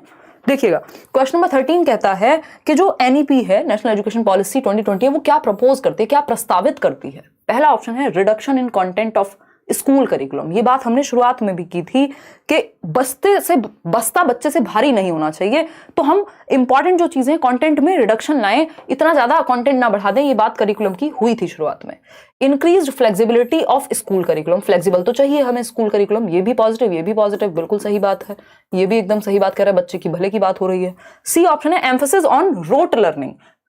एक बात बताइए, क्या दुनिया की कोई भी पॉलिसी ये कही कि रट्टे को बढ़ावा दो, वो भी आज 21वीं शताब्दी में? बिल्कुल भी नहीं। तो हमें पता है कि रटंत अधिगम को महत्व देना, ये बात बिल्कुल भी नहीं प्रस्तावित करेगी नेशनल एजुकेशन पॉलिसी हो, एनसीएफ हो, आरटीई हो, कोई भी हो, ठीक। तो ये तो बात ही गलत है। आप भूल जाइए नेशनल एजुकेशन पॉलिसी का क्वेश्चन है, आपको सिंपल पता है कि बच्चे की भले की बात कौन सी नहीं हो रही, ये तो बिल्कुल नहीं है। फोर्थ ऑप्शन है एम्फेसिस ऑन क्रिटिकल थिंकिंग। भाई चिल्ला चिल्ला की बात हो रही है, 21वीं शताब्दी के कौशल जिसमें क्रिटिकल थिंकिंग सबसे इंपॉर्टेंट है। मैंने नोट्स में भी आपको डिटेल में दिया हुआ है, नोट्स आप फ्री डाउनलोड कर लीजिए अगर नहीं किए अभी तक, टेलीग्राम चैनल से लिखा हुआ है कि क्रिटिकल थिंकिंग को बढ़ावा देना है। तो ये भी सही, सेकंड आपका सही, थर्ड गलत है सिर्फ, फोर्थ भी सही है, बच्चे की भले की बात हो रही है। तो जहां पे थर्ड ऑप्शन था उसको हटा दो, फर्स्ट सेकंड और फोर्थ, फर्स्ट सेकंड और फोर्थ, यहाँ पे ये तो फर्स्ट ही हो गया, फर्स्ट सेकंड और फोर्थ है सी ऑप्शन। ठीक है, 51% लोग ही सही उत्तर दे पाए। क्यों, आखिर ऐसा क्यों है? फर्स्ट सेकंड और फोर्थ, ठीक है, थर्ड तो हो ही नहीं सकता ना, थर्ड तो हम वैसे ही हटा देंगे। और फर्स्ट और फोर्थ ही क्यों हो? जब आपका थर्ड ये सेकंड भी सही है तो सिर्फ फर्स्ट और फोर्थ को क्यों लगाएं? लचीलापन, फ्लेक्सिबिलिटी तो चाहिए हमें एजुकेशन में, है ना। रिजिडिटी से फ्लेक्सिबिलिटी की तरफ जाना है। रिजिड का मतलब है कोई परिवर्तन नहीं होगा बच्चे की नीड के अकॉर्डिंग, स्टैंडर्डाइज्ड है, वही फ्लेक्सिबिलिटी पॉजिटिव बात है। तो C option is the right answer. आगे बढ़ेंगे क्वेश्चन नंबर 14 पर। होलिस्टिक कार्ड वाला क्वेश्चन आपका आ चुका है जो हमने शुरुआत में बात की थी। अगर हम बात करें तो holistic 360 degree multi dimensional report card, यानी जिसमें बच्चा स्वयं को, बच्चे के दोस्त, बच्चे को और टीचर्स सब आकलन करके एक रिपोर्ट कार्ड बनेगा जिसमें बच्चे के दिमाग, दिल और फिजिकल एक्टिविटीज हर चीज को शामिल किया जाएगा। बात तो सही है या नहीं? वही कह रहा है नोट्स प्रिंट हो रहे हैं, पीडीएफ का इमेज में चेंज करना है बस। पूजा मैं अभी नए वाला एक फाइल दे दूंगी आपको नोट्स की, वो प्रिंट भी हो जाएगी और उसमें प्रॉपर सारे टॉपिक्स की आपको एक कंटेंट लिस्ट भी मिल जाएगी शुरुआत में, जिसको जो टॉपिक पढ़ना हो डायरेक्ट उस पेज पे जाके आप पढ़ सकते हैं। देखिएगा डी ऑप्शन 89% लोग कह रहे हैं, यानी होलिस्टिक जो 360 degree multi dimensional report card है वो समेटिव असेसमेंट पे फोकस करेगा, प्रपोज करेगा, बिल्कुल भी नहीं। एसए से ज्यादा एफए पे फोकस करना है, याद रखिएगा। योगात्मक की जगह रचनात्मक आकलन, जहां पे बच्चा रचना करे, जहां पे बच्चा क्रिएटिव हो, जहां पे बच्चे को फीडबैक मिले। समेटिव तो जजमेंट के लिए है। असेसमेंट ऑफ रोट मेमोराइजेशन, यानी यंत्रवत याद करने के कौशल का आकलन करना। यंत्रवत पे तो हम फोकस ही नहीं कर रहे, रट्टे पे फोकस ही नहीं कर रहे, क्यों हमें आकलन करना है रटने का। Grading of children on the basis of paper pencil test, ये अगेन समेटिव वाली बात हो गई कि बस पेपर पेंसिल में जो लिख के आ जाए वही सही है। इंक्लूजन ऑफ, देखिए इंक्लूसिव एजुकेशन हमें पता है बहुत पॉजिटिव बात है। Of self assessment and peer assessment, यही बात हमने अभी जो मैंने आपको वो एक पिक्चर भी दिखाई थी, याद कीजिए। स्व आकलन और समूह आकलन का समावेश करना है, तभी उसको 360 डिग्री कह रहे हैं। अगेन आप लिख लीजिएगा 360 डिग्री या होलिस्टिक रिपोर्ट कार्ड की जब हम बात कर रहे हैं, यानी बच्चे के सभी पक्षों को, यानी बच्चे का सेल्फ असेसमेंट, वो अपने बारे में क्या सोचता है। उसने मान लीजिए कोई एक आंसर लिखा, उसने खुद से खुद को कितने नंबर दिए, ठीक, स्व आकलन। उसने अपने 4 दोस्तों को कहा कि भाई पीयर ग्रुप को, जो उसकी सेम एज के लोग होते हैं, जिसको हम साथी समूह कहते हैं, कि अब तुम भी देखो मुझे कितने मार्क्स मिलने चाहिए, या फिर मैंने कैसा लिखा है, कहाँ इंप्रूवमेंट की जरूरत है। और फिर तीसरी तरफ टीचर से भी असेस कराया कि आपको क्या लगता है सर या मैडम, ठीक। तो ये 360 डिग्री असेसमेंट ऐसे बनेगा, ठीक। इसमें ग्रुप असेसमेंट अपने आप शामिल हो जाएगा, क्योंकि पीयर्स का मतलब है उसके साथी कोई एक तो होगा नहीं, ग्रुप में भी असेसमेंट हो जाएगा, ठीक, समझ गए। तो D option is the right answer. आगे बढ़ेंगे क्वेश्चन नंबर 15 पर। ये क्या कहता है देखिएगा, सोना भी नहीं है आज, पहले ये सेशन खत्म कर रहे हैं एक सिटिंग में। In the context of languages national education policy 2020 किस चीज पे जोर देती है, यानी भाषा के संदर्भ में राष्ट्रीय शिक्षा नीति किस पर बल देती है। भाषा के संदर्भ में मतलब मातृभाषा और मल्टीलिंगुअलिज्म, 2 वर्ड याद कर लीजिए, काम खत्म। एम फॉर MM याद कर लीजिए आप, मल्टीलिंगुअलिज्म और मदर टंग, बस खत्म, इसके बाहर कुछ नहीं आएगा, ठीक। बच्चे की मातृभाषा को बढ़ावा देना है, दूसरा मल्टीलिंगुअलिज्म को आपको बढ़ावा देना है, यानी बहुभाषाएं जो है वो अच्छी बात है। लाइक शेयर करना भूल जा रहे हैं आप आज मैं कहना भूल जाती हूँ, आप करना भूल जाते हैं कई लोग। देखिएगा मल्टीलिंगुअलिज्म, बहुभाषिता सही है। मोनोलिंगुअलिज्म, मोनो का मतलब है सिंगल, सिर्फ एक ही भाषा का प्रयोग, तो ये तो नेगेटिव हो गया, एक भाषावाद तो नेगेटिव हो गया। English as the medium of instruction across the nation, ये किसने कहा है कि इंग्लिश ही एकमात्र मीडियम होना चाहिए। हिंदी एज द मीडियम, तो अगेन सिंगल लैंग्वेज पे आ गए, मोनोलिंगुअलिज्म वाली ही बात हो गई। एक ही ऑप्शन पॉजिटिव है। बहुभाषिता यानी मल्टीपल भाषाएं, डाइवर्सिटी वाला देश है, कई भाषाएं यहाँ बोली जाती हैं। A option is the right answer. आगे बढ़ेंगे क्वेश्चन नंबर 16 देखिएगा एक बार। आसान लग रहे हैं क्वेश्चन या नहीं लग रहे हैं बता दो। क्वेश्चन नंबर 16 देखिए, which of the following statement is correct as per NEP 2020, यानी NEP के अनुसार कौन सा एक स्टेटमेंट सही है, जो बच्चे की भले की बात करे वही स्टेटमेंट सही है, ठीक है ना। कोई दिक्कत परेशानी इस बात को समझने में? अगर हम बात करें, देखिएगा अगर हम बात करें किस चीज की, बहुत ही बढ़िया, कल एकदम 9 बजे शुरू करेंगे, अभी आज हम लेट हो चुके हैं थोड़े। देखिए अगर हम बात कर रहे हैं किसकी, NEP 2020 के अनुसार कौन सा कथन सही है, तो मोनोलिंगुअलिज्म, अभी तो इसको कट किया था। मोनो का मतलब तो सिर्फ एक भाषा के हम प्रयोग करेंगे भाई। Should be emphasis should be placed on rote learning, रटने पे फोकस करना है, हटा दो। या फिर लर्निंग फॉर एग्जाम्स, तो लर्निंग फॉर एग्जाम्स में फिर हम सीख नहीं पाएंगे, फोकस सिर्फ पेपर पे रहेगा। सी ऑप्शन है use of technology should be discouraged, यानी हतोत्साहित करेंगे टेक्नोलॉजी के प्रयोग को। फिर 21वीं शताब्दी में हम कैसे आगे बढ़ेंगे, है ना। और दिव्यांग स्टूडेंट्स के लिए ये तो हमें सभी के लिए करना है कि प्रौद्योगिकी का जितना प्रयोग हो सके टेक्नोलॉजी का हम कर पाए, चाहे वो गिफ्टेड बच्चा हो, चाहे वो दिव्यांग बच्चा हो, चाहे वो एवरेज बच्चा हो, ठीक है ना। ट्विंकल कह रही है मैडम आपने इसकी थ्योरी इतनी जबरदस्त पढ़ाई कि कोई गलती हो ही नहीं सकती। बहुत बढ़िया twinkle, twinkle twinkle little star. आगे बोलो, है ना। Flexibility should be provided for students to choose their learning trajectories and programmes, यानी शिक्षार्थियों को उनके सीखने के पथ और कार्यक्रमों को चुनने के लिए लचीलापन, उनको फ्रीडम मिले कि वो किस एक्टिविटी में पार्टिसिपेट करना चाहते हैं, उनको डांस में, उनको स्पोर्ट्स में, उनको किसी एक पर्टिकुलर सब्जेक्ट में किस तरफ इंटरेस्ट है, उस तरह से हम फ्लेक्सिबल बना पाए कंटेंट को। तो सिर्फ डी ऑप्शन बच्चे की भलाई की बात करेगा, उसको आजादी देगा, बच्चा सबसे ज्यादा एक्टिव डी ऑप्शन में है। आगे बढ़ेंगे क्वेश्चन नंबर 17 पर। आसान से सवाल, लड्डू क्वेश्चन, जवाब दीजिए नेशनल एजुकेशन पॉलिसी किस चीज पर जोर देती है, बल देती है। वही बात है, उन्हीं 2-4 शब्दों को घुमा फिरा के क्वेश्चंस बनाए गए हैं, क्योंकि ऐसा तो है नहीं दुनिया से अलग मार्स से तो जाकर के क्वेश्चन लेकर के नहीं आएंगे सीटेट में, है ना, या किसी भी एग्जाम में। भाई जो टॉपिक है उसी के अंदर से ढूंढ के ला सकते हैं ना। तो अगर हम बात करते हैं कि किस चीज पे हम एम्फेसाइज करें, किस पे बल दिया जाए, तो ए ऑप्शन है flexible multi level activity based learning, यानी लचीला और बहुस्तरीय। बहुस्तरीय क्यों जरूरी है, मल्टी लेवल इसलिए जरूरी है कि एक वो बच्चा जो स्लो सीखता है, जो स्लो लर्नर है, धीमी गति से सीखता है, वो बच्चा जो किसी वजह से बैकवर्ड या पीछे रह गया है, वो बच्चा जिसका आईक्यू कम है, वो बच्चा जो एवरेज है, वो बच्चा जो गिफ्टेड है, तो आसान मुश्किल धीमे तेज सबको केटर किया जा सके। मल्टी लेवल एक्टिविटी इसलिए होनी चाहिए और फ्लेक्सिबिलिटी हो, किस बच्चे के लिए क्या यूज करना है। सही बात है। बी ऑप्शन है only the aspects related to cognitive development, यानी बच्चों के केवल संज्ञानात्मक विकास से संबंधित पहलू पे ध्यान देना है। क्यों भाई, फिर अफेक्टिव कहां जाएगा, संवेगात्मक, उसके इमोशंस कहां जाएंगे, साइकोमोटर कहां जाएगा जिसमें उसको फिजिकल एक्टिविटी भी करानी है। कॉग्निटिव तो एक है, 3 एस्पेक्ट हैं टोटल, कॉग्निटिव, अफेक्टिव और साइकोमोटर। तो सिर्फ कॉग्निटिव क्यों, ये भी शुरुआत में जो पिक्चर दिखाई थी उसमें दिखाया था आपको। Standardization of national curriculum, standardization word को रिप्लेस कर दीजिए, ये कहीं काम का नहीं है किसी भी क्वेश्चन में। फ्लेक्सिबिलिटी इंपॉर्टेंट है, स्टैंडर्डाइजेशन का हो गया, सबको एक डंडे से हाँक रहे हैं। मेजरमेंट ऑफ मेमोराइजेशन एबिलिटीज, रट कितने अच्छे से लेते हैं बच्चे, ये भी खराब बात है। तो बच्चा एक्टिव है ए ऑप्शन में कि लचीला हो और बहुस्तरीय गति आधारित अधिगम हो, डिफरेंट तरीके के बच्चे सीख पाए, क्योंकि लेवल मल्टी लेवल है, हर बच्चे की नीड के लिए आपके पास कुछ ना कुछ है आपके पिटारे में। क्वेश्चन नंबर 18 देखिएगा क्या कहता है। क्वेश्चन नंबर 18 ये कहता है द पर्पस ऑफ असेसमेंट, यानी आकलन का उद्देश्य एनईपी के अकॉर्डिंग किस तरह की इंफॉर्मेशन प्रोवाइड करना है, यानी राष्ट्रीय शिक्षा नीति 2020 के अनुसार मूल्यांकन का उद्देश्य किसकी जानकारी देना है। मतलब हम मूल्यांकन से क्या पता लगाना चाह रहे हैं, हम जब बच्चे का टेस्ट ले रहे हैं, हम उसका रिपोर्ट कार्ड तैयार कर रहे हैं 360 डिग्री, तो क्या पता करने की कोशिश कर रहे हैं, उसके बारे में, उसके सर्वांगीण विकास के बारे में पता करने की कोशिश कर रहे हैं। कुल मिलाकर के बात यही है। सही है कि नहीं है, बताओ।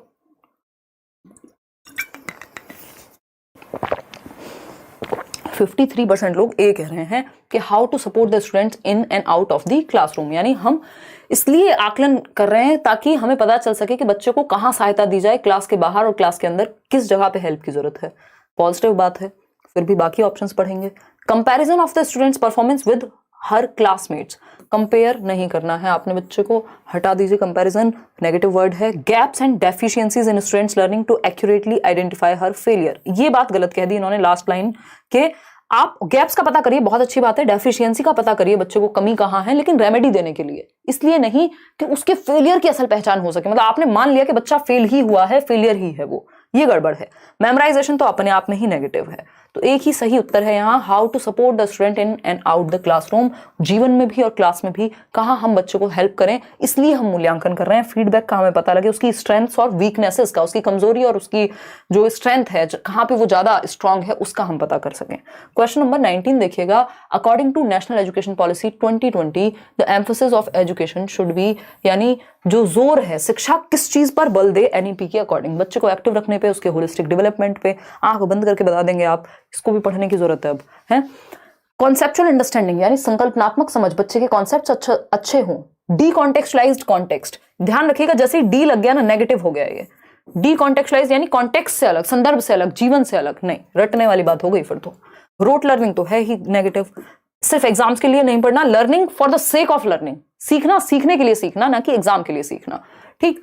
कॉन्सेप्चुअल अंडरस्टैंडिंग यानी संकल्पनात्मक समझ, बच्चे के कॉन्सेप्ट्स बेहतर हो। अगर आपके कॉन्सेप्ट्स बेहतर हैं, आपको क्वेश्चन किसी भी तरह से घुमा के दे दे, आप कर जाएंगे, है ना। ये आपके बारे में बात हो रही है, बच्चे के लिए तो कॉन्सेप्ट्स अगर अच्छे हैं तो वो उनका प्रयोग असली जीवन में कर पाएगा।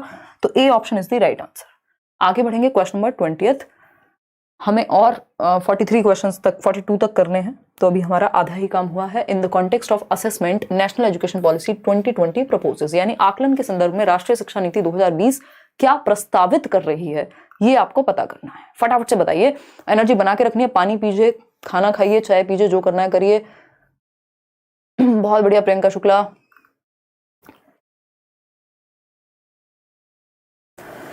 हाँ, 90% लोग ए ऑप्शन कह रहे हैं। चलिए मान लेते हैं आपकी बात कि आप सही कह रहे हैं।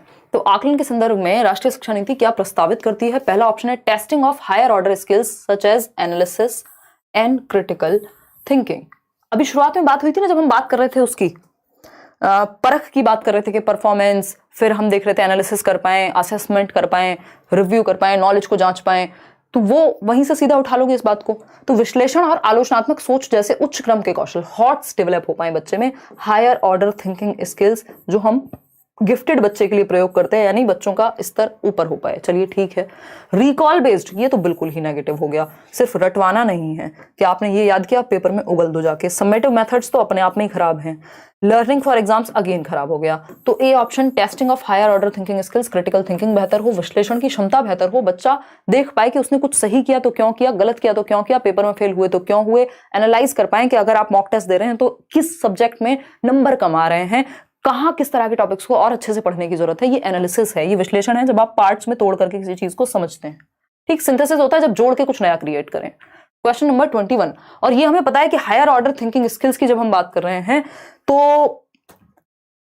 बोल तो नहीं दिया ना, अभी दे दिया, चलो कोई बात नहीं। नहीं, अगर हम बात करते हैं हायर ऑर्डर थिंकिंग स्किल्स की, एक मिनट एंड कर दो एक बार। हायर ऑर्डर थिंकिंग स्किल्स की जब हम ब्लूम के टेक्सोनॉमी में कॉग्निटिव एस्पेक्ट, कॉग्निटिव समझ रहे हैं ना हम, संज्ञानात्मक पक्ष, कॉग्निटिव एस्पेक्ट संज्ञानात्मक यानी दिमाग से जुड़े हुए पक्ष में 6 स्तर हैं।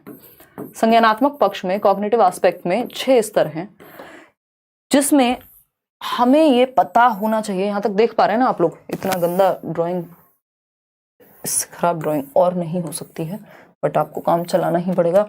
देखिएगा, अगर हम बात करते हैं किसकी, फर्स्ट लेवल की, जिसको हम नॉलेज कहते हैं, यानी जब आपको डेफिनेशन याद है किसी चीज की, वो नॉलेज में आ गया। ठीक। दूसरा स्तर यहाँ पे एप्लीकेशन का है, तीसरा स्तर आपका एनालिसिस का है, फिर सिंथेसिस का है और इवैल्यूएशन है। देखिएगा, केसीए कहते हैं हम इसको। अब आप कॉम्प्रिहेंशन की बात करेंगे इस स्तर पे कि आपको समझ में आ जाए कोई चीज, ये हुआ दूसरा। फिर तीसरा क्या है आपका एप्लीकेशन, आपको अप्लाई करना है।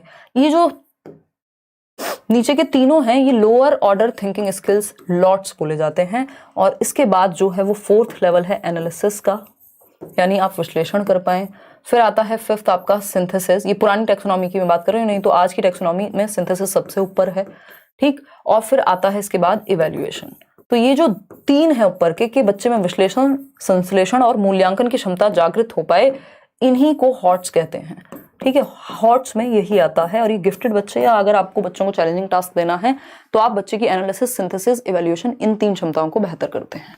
ठीक है, आगे बढ़ते हैं। देखिएगा क्वेश्चन नंबर 21 और जवाब दीजिएगा, पोल में आंसर कीजिएगा। आसान सा क्वेश्चन है। रेशमा क्या कह रही है, hello ma'am, I am from Hyderabad.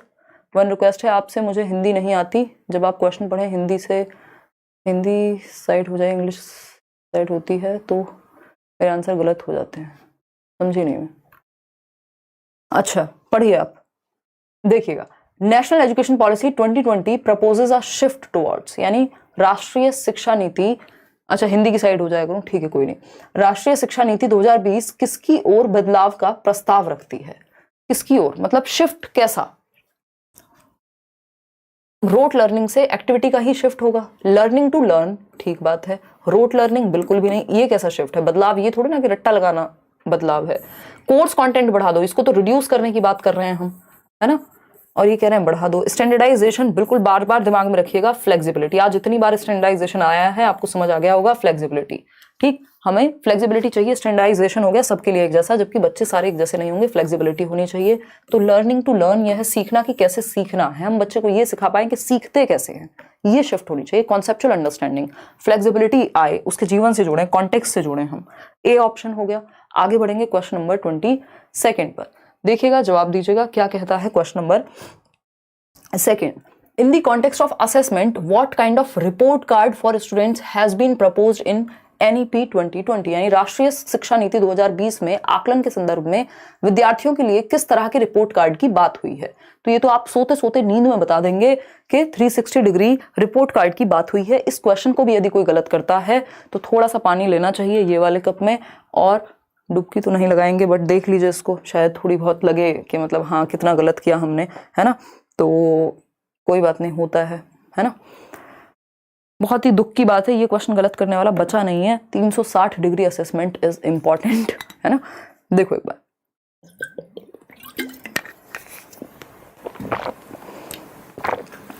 देखिएगा एक बार, समझते हैं।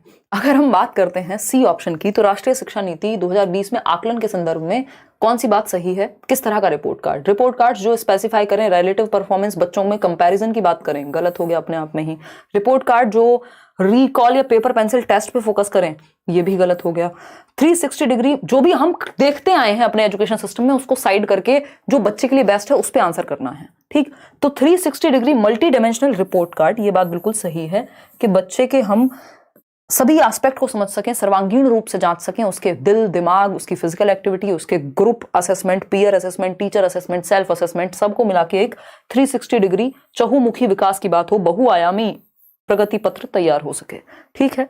समेटिव यूनी डायमेंशनल नहीं, मल्टी डायमेंशनल चाहिए, और समेटिव से तो हमें वैसे ही बिल्कुल भी प्यार नहीं है। तो C option is the right answer.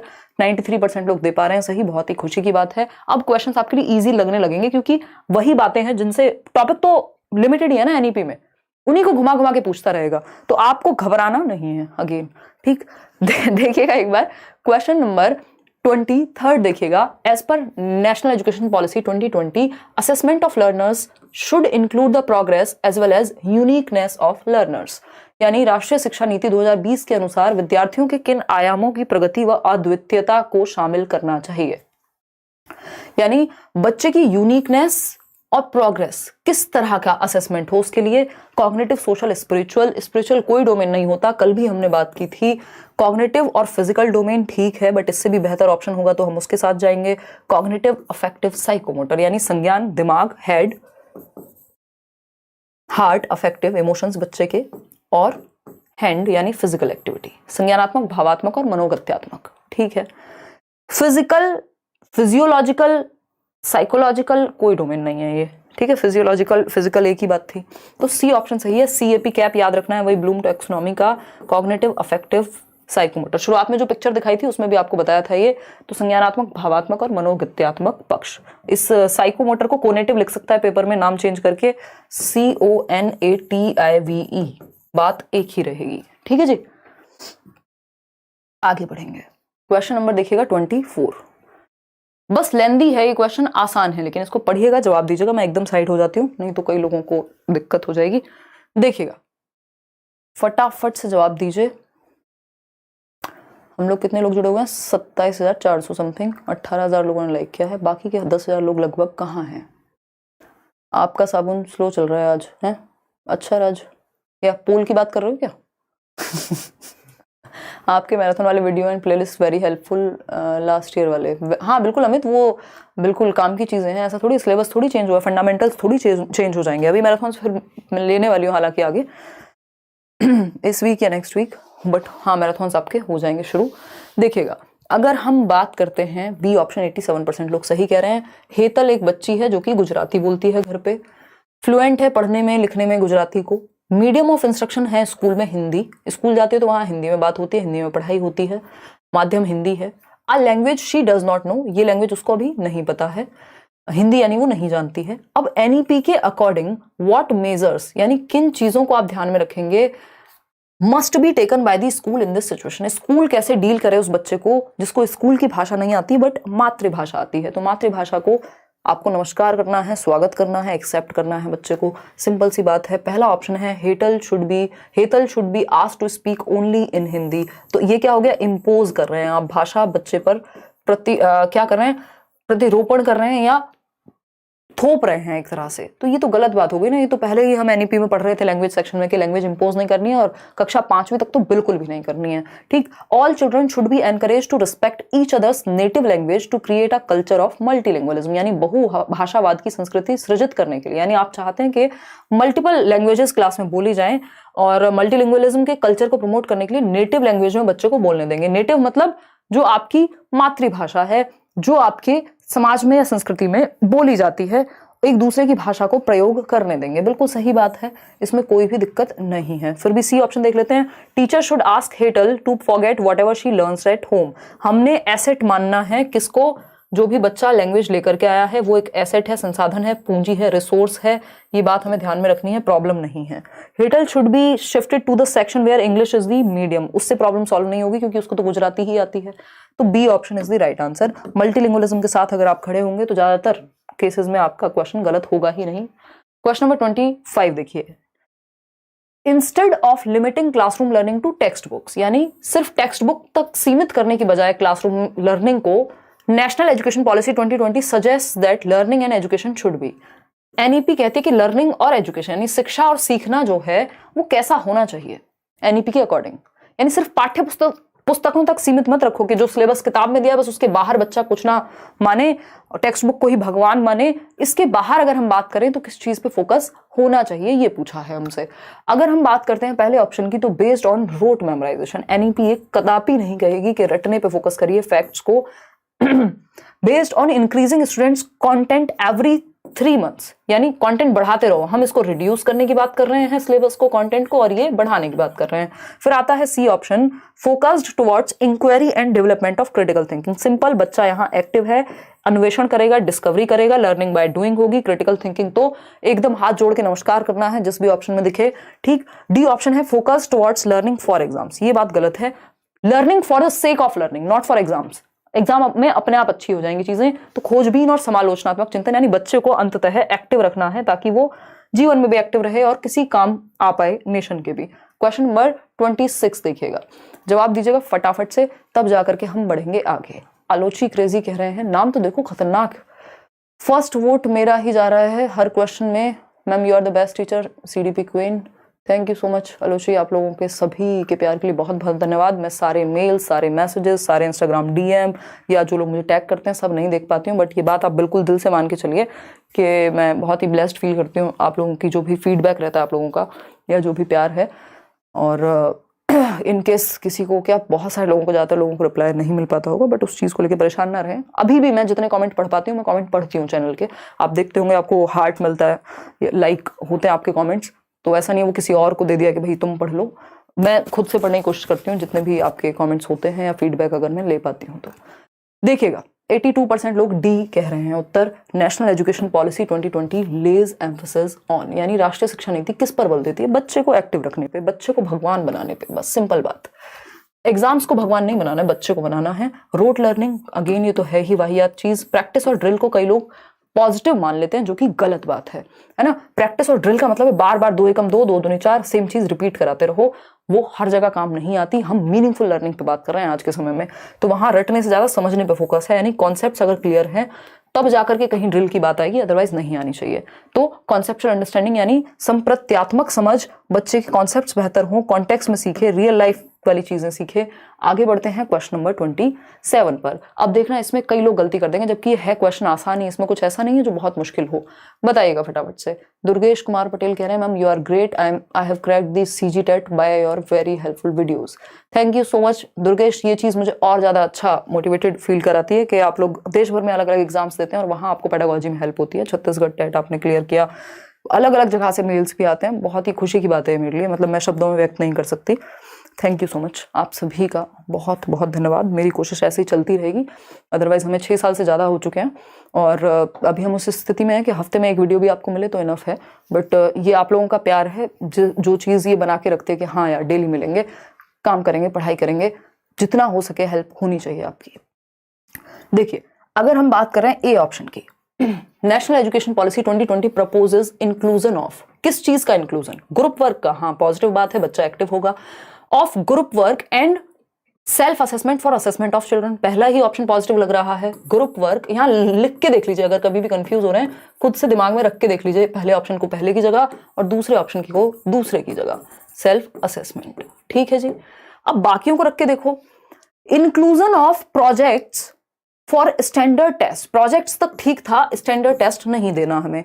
Standard test को आप क्या करें, इंक्लूड करें पोर्टफोलियोज के को असेसमेंट के लिए, तो ये स्टैंडर्ड टेस्ट गलत हो गया, पोर्टफोलियो फिर भी ठीक था। नॉर्म रेफरेंस और क्राइटेरियन रेफरेंस दोनों ही स्टैंडर्डाइज टेस्ट होते हैं, याद रखिएगा, ये मानकीकृत परीक्षण में आते हैं दोनों ही, तो ये तो फ्लेक्सिबिलिटी की बात ही ना करें यहाँ पे, तो ये तो दोनों ही गलत हो गए। एकमात्र सही और पॉजिटिव ऑप्शन है ये ऑप्शन, समूह कार्य। अभी इसको ऐसे देखते हैं, देखिएगा, राष्ट्रीय शिक्षा नीति 2020 बच्चों के मूल्यांकन के लिए समूह कार्य, बच्चा ग्रुप में काम करे, एक दूसरे से बहुत सारी स्किल्स सीखेंगे, एक दूसरे की भाषा सीखेंगे, और स्व आकलन, यानी वो खुद को भी जज कर पाए। ऐसा नहीं है कि वो समझेगी ना कि उसकी गलती कहाँ है, कैसे वो खुद को इंप्रूव कर सकता है। अब आज आप पेपर की तैयारी कर रहे हैं, ऐसा तो नहीं है आपके घर आकर के मैं देख रही हूँ कॉपी अच्छा दिखाओ कितना ठीक हुआ, है ना, आप खुद ही समझते हैं। तो ये स्व आकलन, सेल्फ असेसमेंट की स्किल होनी चाहिए। ग्रुप असेसमेंट की भी, ग्रुप वर्क क्या हो गया, वही पीयर असेसमेंट को ग्रुप वर्क कह रहे हैं हम यहाँ पे। ठीक, तो ए ऑप्शन ही एकमात्र पॉजिटिव उत्तर हुआ। ये नॉर्म और क्राइटेरियन क्या होता है, नॉर्म रेफरेंस, जिसको एनआरटी कहते हैं, एक बार देख लीजिएगा, क्योंकि इस बार शायद पेपर में इन्होंने ये अलग से पूछा है, पहले भी आता था बट इतना नहीं। एनआरटी नॉर्म रेफरेंस टेस्ट, और सीआरटी ये क्राइटेरियन रेफरेंस टेस्ट है। एनआरटी है जहां परसेंटेज, यानी बाकी लोगों से आपका कंपैरिजन हो आपकी परफॉर्मेंस का, कि जिसका मेरिट में, अगर मेरिट गई है D+B की 167, तो अगर इससे कम मार्क्स हैं तो आप फेल ही माने जाएंगे, बेशक आप पास हो। ठीक, अगर मेरिट गई है, किसी जमाने में जाती थी 70-80 भी, तो फिर आप पास हो गए।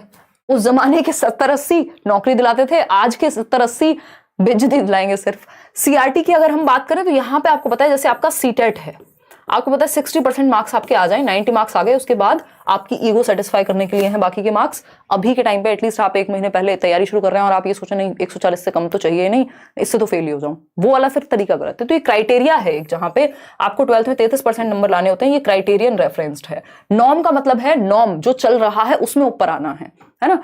तो ये केवीएस हो सकता है, D+ भी हो सकता है, यूपीएससी हो सकता है, जिनमें भी परसेंटेज की बात हो रही है, टॉपर की बात हो रही है। ठीक, तो सिंपल बात, नो बकवास। आगे बढ़ेंगे क्वेश्चन नंबर 28 पर। क्वेश्चन नंबर 28 देखिएगा, क्वेश्चन नंबर 28 देखिए और जवाब दीजिए। पैसे वाले भैया लोग मेरी बात भी मैम तक पहुंचा दो प्लीज, बिना पैसे के ही सुन लेंगी। एसएसटी और संस्कृत का भी कुछ करें प्लीज। हाँ बिल्कुल यार, जितने मैं कमेंट्स पढ़ पाती हूँ सभी के पढ़ने की कोशिश करती हूँ। एसएसटी और संस्कृत तो देखो मुझे उतनी नहीं आती कि मैं आपके साथ डिस्कस कर सकूँ, और एसएसटी टाइम कंज्यूमिंग है, तो एसएसटी के लिए तो आप सिर्फ एनसीईआरटीज पढ़ लीजिए या प्रीवियस ईयर पेपर कर लीजिए साथ में, बाकी सब्जेक्ट्स में आपकी हेल्प हो जाएगी, है ना, या फिर आप कोर्स में ज्वाइन कर लीजिए, क्योंकि वहाँ स्पेसिफिक टीचर्स हैं, एक इंसान कितना कुछ देखे।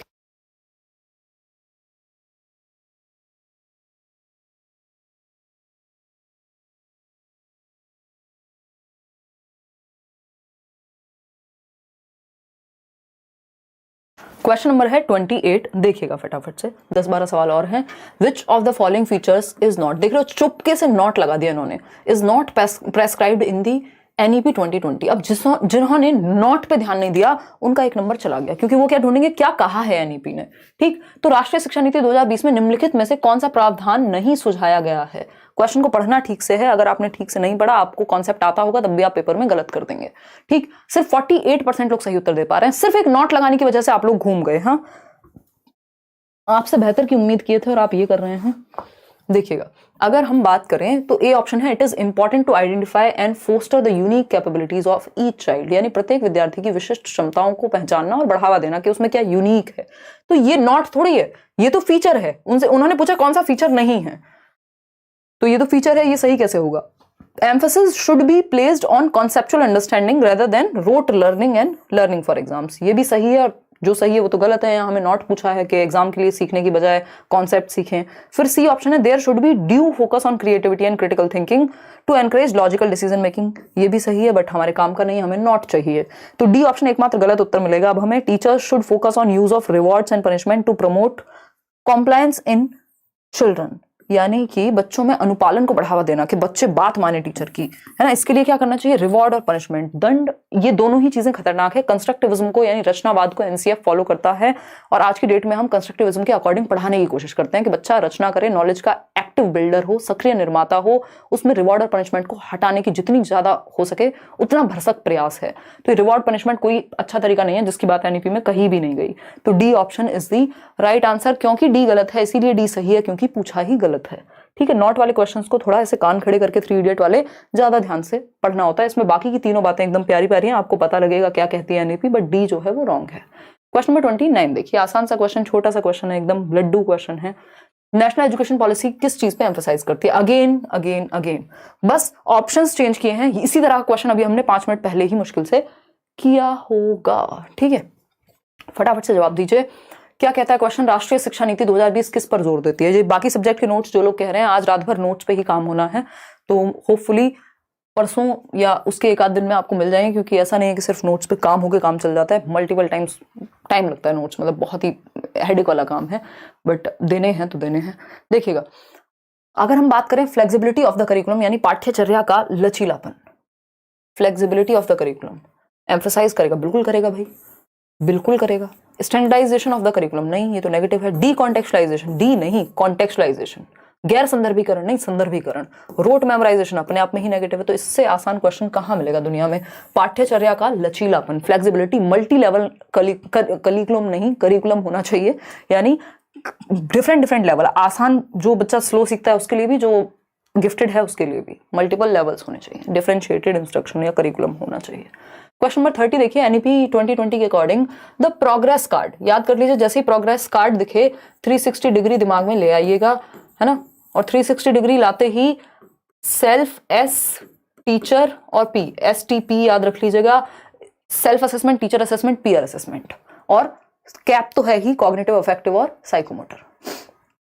तो progress card of the students communicated to the parents would be, यानी नई शिक्षा नीति या राष्ट्रीय शिक्षा नीति 2020 के अनुसार विद्यार्थियों का रिपोर्ट कार्ड जो अभिभावकों को दिया जाएगा वह नॉर्म रेफरेंस टेस्टिंग पे बेस्ड होगा। ये स्टैंडर्डाइज्ड मानकीकृत परीक्षण का ही एक उदाहरण है, तो नॉर्म रेफरेंस, क्राइटेरियन रेफरेंस नहीं चाहिए अब हमें।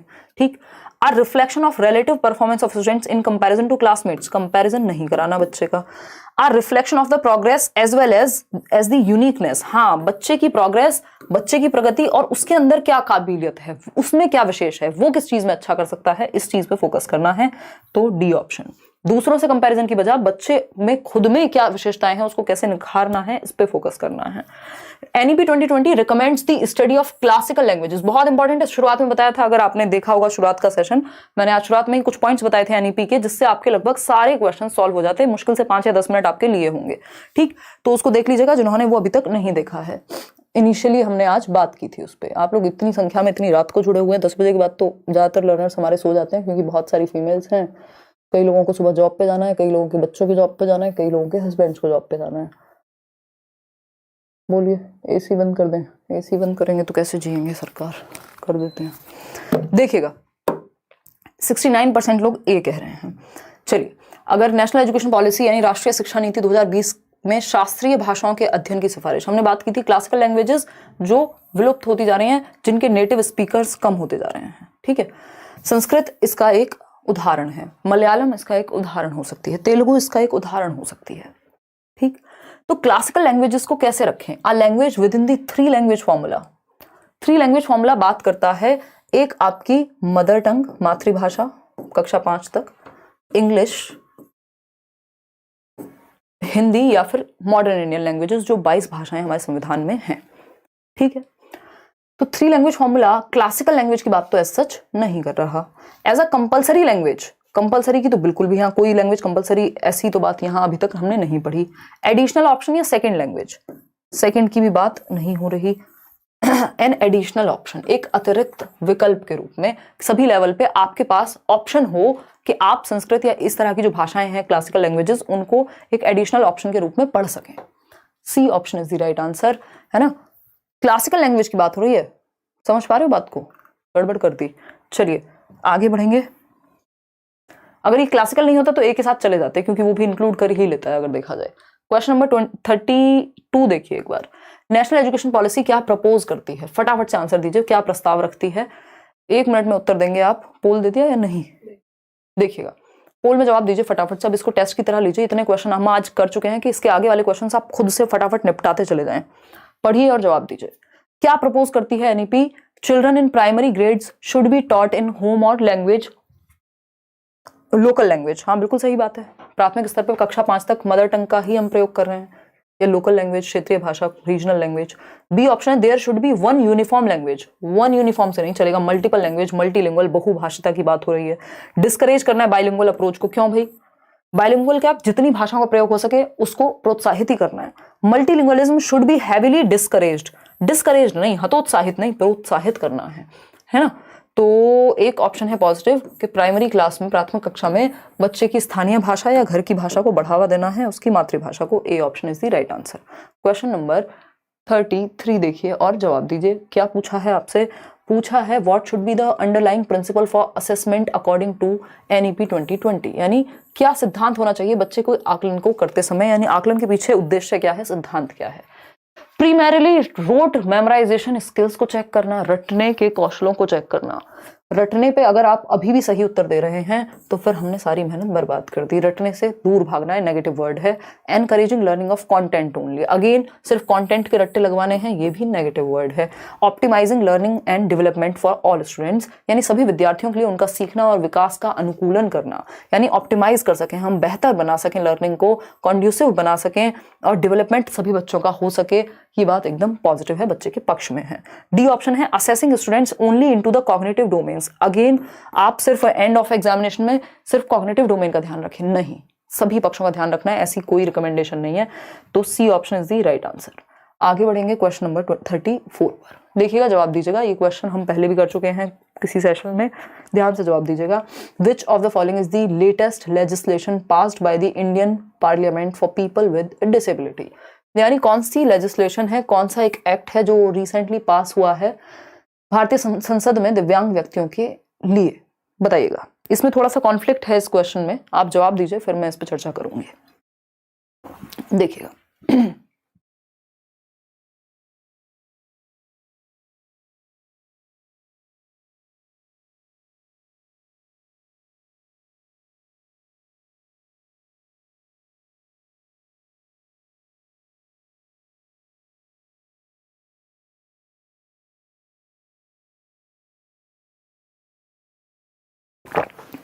देखिए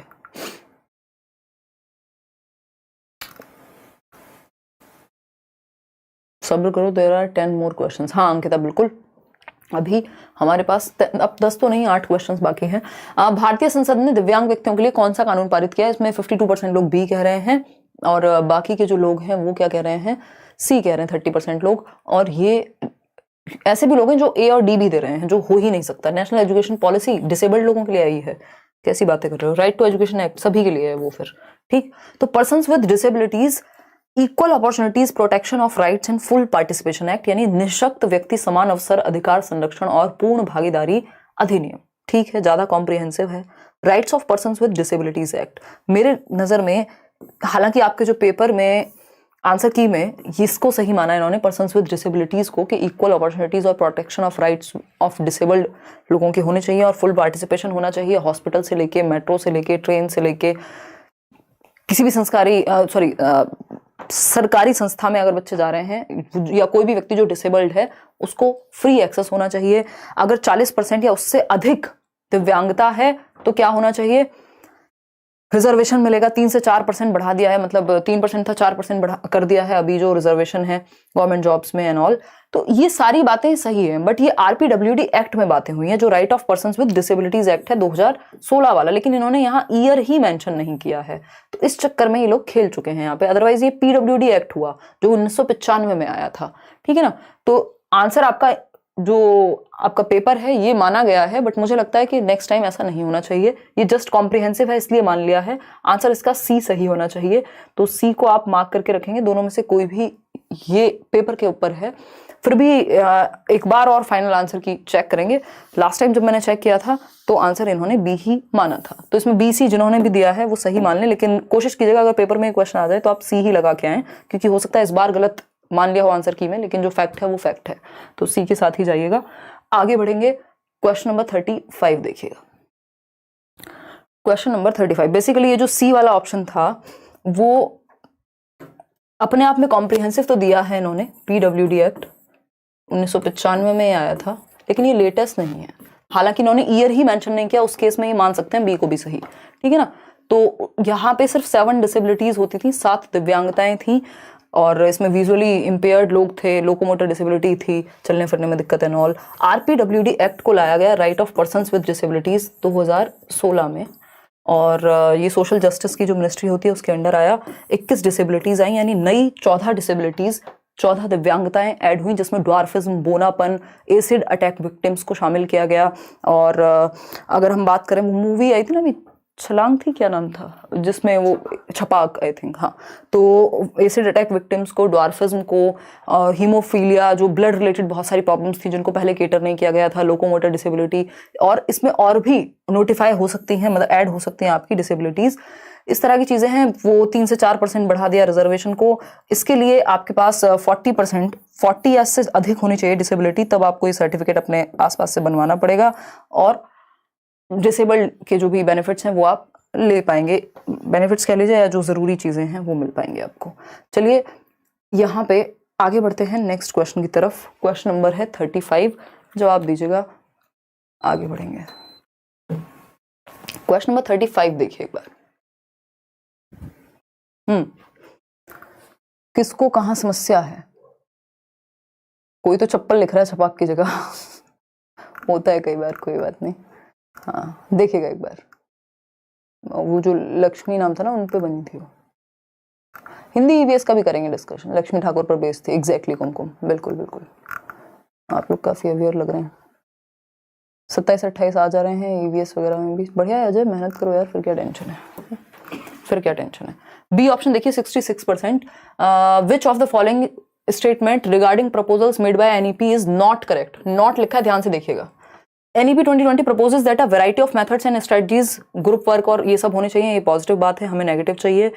Proposes shift from formative to summative, यही नेगेटिव है, ये बार बार आपको दे रहा है, जबकि ऐसे से FA होना चाहिए, रचनात्मक की तरफ जाना है, योगात्मक से, ये उल्टा ऑप्शन है, तो ये नेगेटिव है और हमें तो नेगेटिव ही चाहिए। इसकी बात नहीं की गई है NEP में, और सही नहीं यही है। फिर भी देख लेते हैं C option, proposes that apart from assessment और टीचर्स के द्वारा सेल्फ असेसमेंट भी होना चाहिए, ये भी पॉजिटिव है। NEP कहती है कि रिपोर्ट कार्ड जो है स्टूडेंट्स का, उसमें कॉग्निटिव अफेक्टिव सारे डोमेन हो, ये भी सही है। तो बी ऑप्शन ही गलत है, और जो गलत है वही सही है, क्योंकि पूछा ही गलत है। तो इस बार आप लोगों ने कमाल कर दिया कि गलती नहीं की, 75% लोग सही उत्तर दे पाए। नहीं तो नॉट लिखते ही आधे लोग अपने आप ही गलत कर देते हैं क्वेश्चन को, वो पहले ही हाथ उठा देते हैं, खड़े कर देते हैं कि भैया अब हमसे ना हो पाएगा। क्वेश्चन नंबर 36 देखिए, national education policy 2020 states that learning should be, यानी राष्ट्रीय शिक्षा नीति 2020 के अनुसार अधिगम कैसा होना चाहिए। भाई जिसमें बच्चा एक्टिव होगा जिस ऑप्शन में, वैसा ही अधिगम होना चाहिए। फटाफट से जवाब दीजिए और फिर हम बढ़ेंगे आगे। देखिएगा, अगर नेशनल एजुकेशन पॉलिसी की बात करें, कंटेंट, भाई कंटेंट नहीं है सेंटर में, टेक्स्ट बुक नहीं है सेंटर में, एक्सपीरियंशियल लर्निंग, प्रयोग, यस, यहाँ बच्चा एक्टिव होगा, जहाँ बच्चों को एक्सप्लोर करने का, इंक्वायरी का, डिस्कवरी का मौका मिलेगा, बच्चा एक्टिव होगा, वही ऑप्शन बेस्ट है। उसी की बात NEP या कोई भी पॉलिसी जो बच्चे के भले के लिए बनाई गई है वो करेगी। बिहेवियरिस्टिक तो आदत डलवाने की, कंडीशनिंग की बात करेंगे, तो आंसर क्या हुआ, एक्सपीरियंशियल, ठीक, सी ऑप्शन। सिर्फ 71% लोग ही क्यों उत्तर दे रहे हैं इसका उत्तर कम से कम 90% सही एक्सपेक्ट किया था हमने। क्वेश्चन नंबर 37 देखिए और जवाब दीजिए, बताइए क्या आप कहना चाहेंगे क्वेश्चन नंबर 37 के विषय में। क्वेश्चन नंबर 37 कहता है, as per NEP 2020 the form of assessment in schools should shift from, वही बात घुमा फिरा के बार बार कही जा रही है कि राष्ट्रीय शिक्षा नीति 2020 के अनुसार विद्यालयों में मूल्यांकन का अभिरूप डैश से डैश होना चाहिए। तो आपको पता है, FS से याद कर लीजिए, फॉर्मेटिव से सबमेटिव होना चाहिए, रचनात्मकता से योगात्मकता की तरफ, ना कि योगात्मक या सबमेटिव से जजमेंट से फीडबैक पे नहीं, फीडबैक से जजमेंट पे होना चाहिए।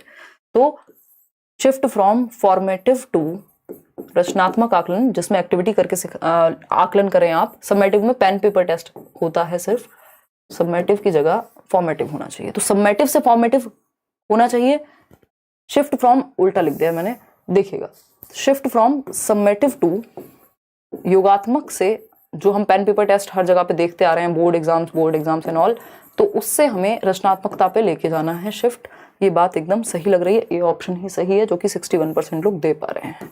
ठीक है, योगात्मकता से परिवर्तन लाना है, फॉर्मेटिव से समेटिव नहीं करना है, वो तो अच्छी बात है। लर्निंग से रोट लर्निंग पे ले जाएंगे तो और खराब है। फ्लेक्सिबल से रिजिड नहीं, रिजिड से फ्लेक्सिबल होना था। तो एक ही ऑप्शन पॉजिटिव है, वो है आपका ए ऑप्शन। आगे बढ़ेंगे क्वेश्चन नंबर 38 पर। देखिए ये बाण वाला क्वेश्चन आपके सामने अगेन आ गया है। विच of the following pedagogical strategies does national education policy 2020 propose, यानी कौन सी स्ट्रेटजीज हैं पेडागोजी की, कौन से शिक्षा शास्त्रीय तरीके हैं जिनसे पढ़ाया जाना चाहिए, जिसकी बात एनईपी करेगी। तो अन्वेषण आधारित अधिगम यानी एक्सप्लोरेशन बेस्ड, हाँ बच्चा एक्टिव होगा, जहां पे बच्चा एक्टिव है वो भला है, उसी की बात करेगी एनईपी। कथा वाचन आधारित शिक्षा शास्त्र यानी स्टोरी टेलिंग, स्टोरी टेलिंग बहुत ही पॉजिटिव फॉर्म होती है क्योंकि स्टोरीज जो हैं वो बहुत ही, जब से ह्यूमन रेस है तब से शायद स्टोरीज हैं, हम ये कह सकते हैं। तो कहानियां या कहानी स्टोरी टेलिंग मेथड ओल्डेस्ट भी कह सकते हैं हम, कि सबसे पुराने समय से यही रहा है। हम स्टोरीज के थ्रू बहुत कुछ सीखते हैं, इसीलिए हम मूवीज में इतने इंटरेस्टेड रहते हैं, इसीलिए हम किताबें पढ़ते हैं, लोग नॉवेल्स पढ़ते हैं। क्यों? क्योंकि स्टोरीज से हम बहुत कुछ सीखते हैं। बच्चे की इमेजिनेशन, उसकी लिसनिंग स्किल्स, उसकी इवन स्पीकिंग स्किल्स भी बेहतर होंगी और क्रिएटिविटी भी उभर के आती है। चाइल्ड सेंटर्ड मेथड है, बिल्कुल सही बात है। ड्रिल एंड प्रैक्टिस, इसको हमने डिस्कस किया है कि नेगेटिव है, ड्रिल एंड प्रैक्टिस की जरूरत नहीं है। मीनिंगफुल लर्निंग होगी तो ड्रिल एंड प्रैक्टिस अपने आप हो जाएगी। अगर कॉन्सेप्ट अच्छा नहीं है तो ड्रिल एंड प्रैक्टिस को हम नेगेटिव मानते हैं, ये बात याद रखिएगा। डिस्कशन अच्छा है, बच्चा एक्टिव होगा। तो फर्स्ट, सेकंड और फोर्थ सही है, थर्ड हटा देंगे। थर्ड जिसमें भी है वो तो हट ही जाएगा, फर्स्ट सेकंड फोर्थ, बाकी सब में थर्ड था तो ये तो हट ही गए। तो B option is the right answer. आगे बढ़ेंगे क्वेश्चन नंबर 39 पर। 3-4 क्वेश्चन और हैं, आप लोगों ने बहुत अच्छा साथ दिया आज एनर्जी कम होने के बावजूद भी। क्वेश्चन नंबर 39 देखिएगा, Which of the following statement is not correct in the context of holistic 360-degree multi-dimensional report proposed for assessment of students in national education policy? यानी राष्ट्रीय शिक्षा नीति 2020 में विद्यार्थियों के आकलन हेतु प्रस्तावित समग्र 360 डिग्री बहुआयामी रिपोर्ट के संदर्भ में कौन सा कथन सही नहीं है? ध्यान से पढ़िएगा, नॉट लिखा हुआ है, सही नहीं है, यानी बच्चे को जिसमें हम एक्टिव नहीं रखेंगे वही सही नहीं है। पहला ऑप्शन है the report will include self and peer assessment. ये बात हमने शुरुआत में ही कर ली थी कि बच्चा खुद का भी आकलन करे, उसके दोस्त भी उसका आकलन करें, टीचर भी करें, तो ये तो सही है बात। द रिपोर्ट पॉजिटिव है, हमें नेगेटिव ढूंढना है, नॉट वाला।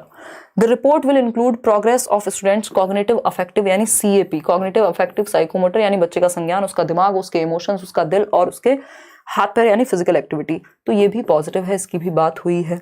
The report will form an important link between home and school, यानी बच्चे के जीवन से उसके ज्ञान को स्कूल में जोड़ा जाए। ऐसा नहीं है स्कूल में कुछ और पढ़ता है, दुनिया में कुछ और होता है, तो ये भी पॉजिटिव है। उसके जीवन से जोड़ रहे हैं आप लर्निंग को, स्कूल में क्लासरूम लर्निंग को घर से जोड़ रहे हैं।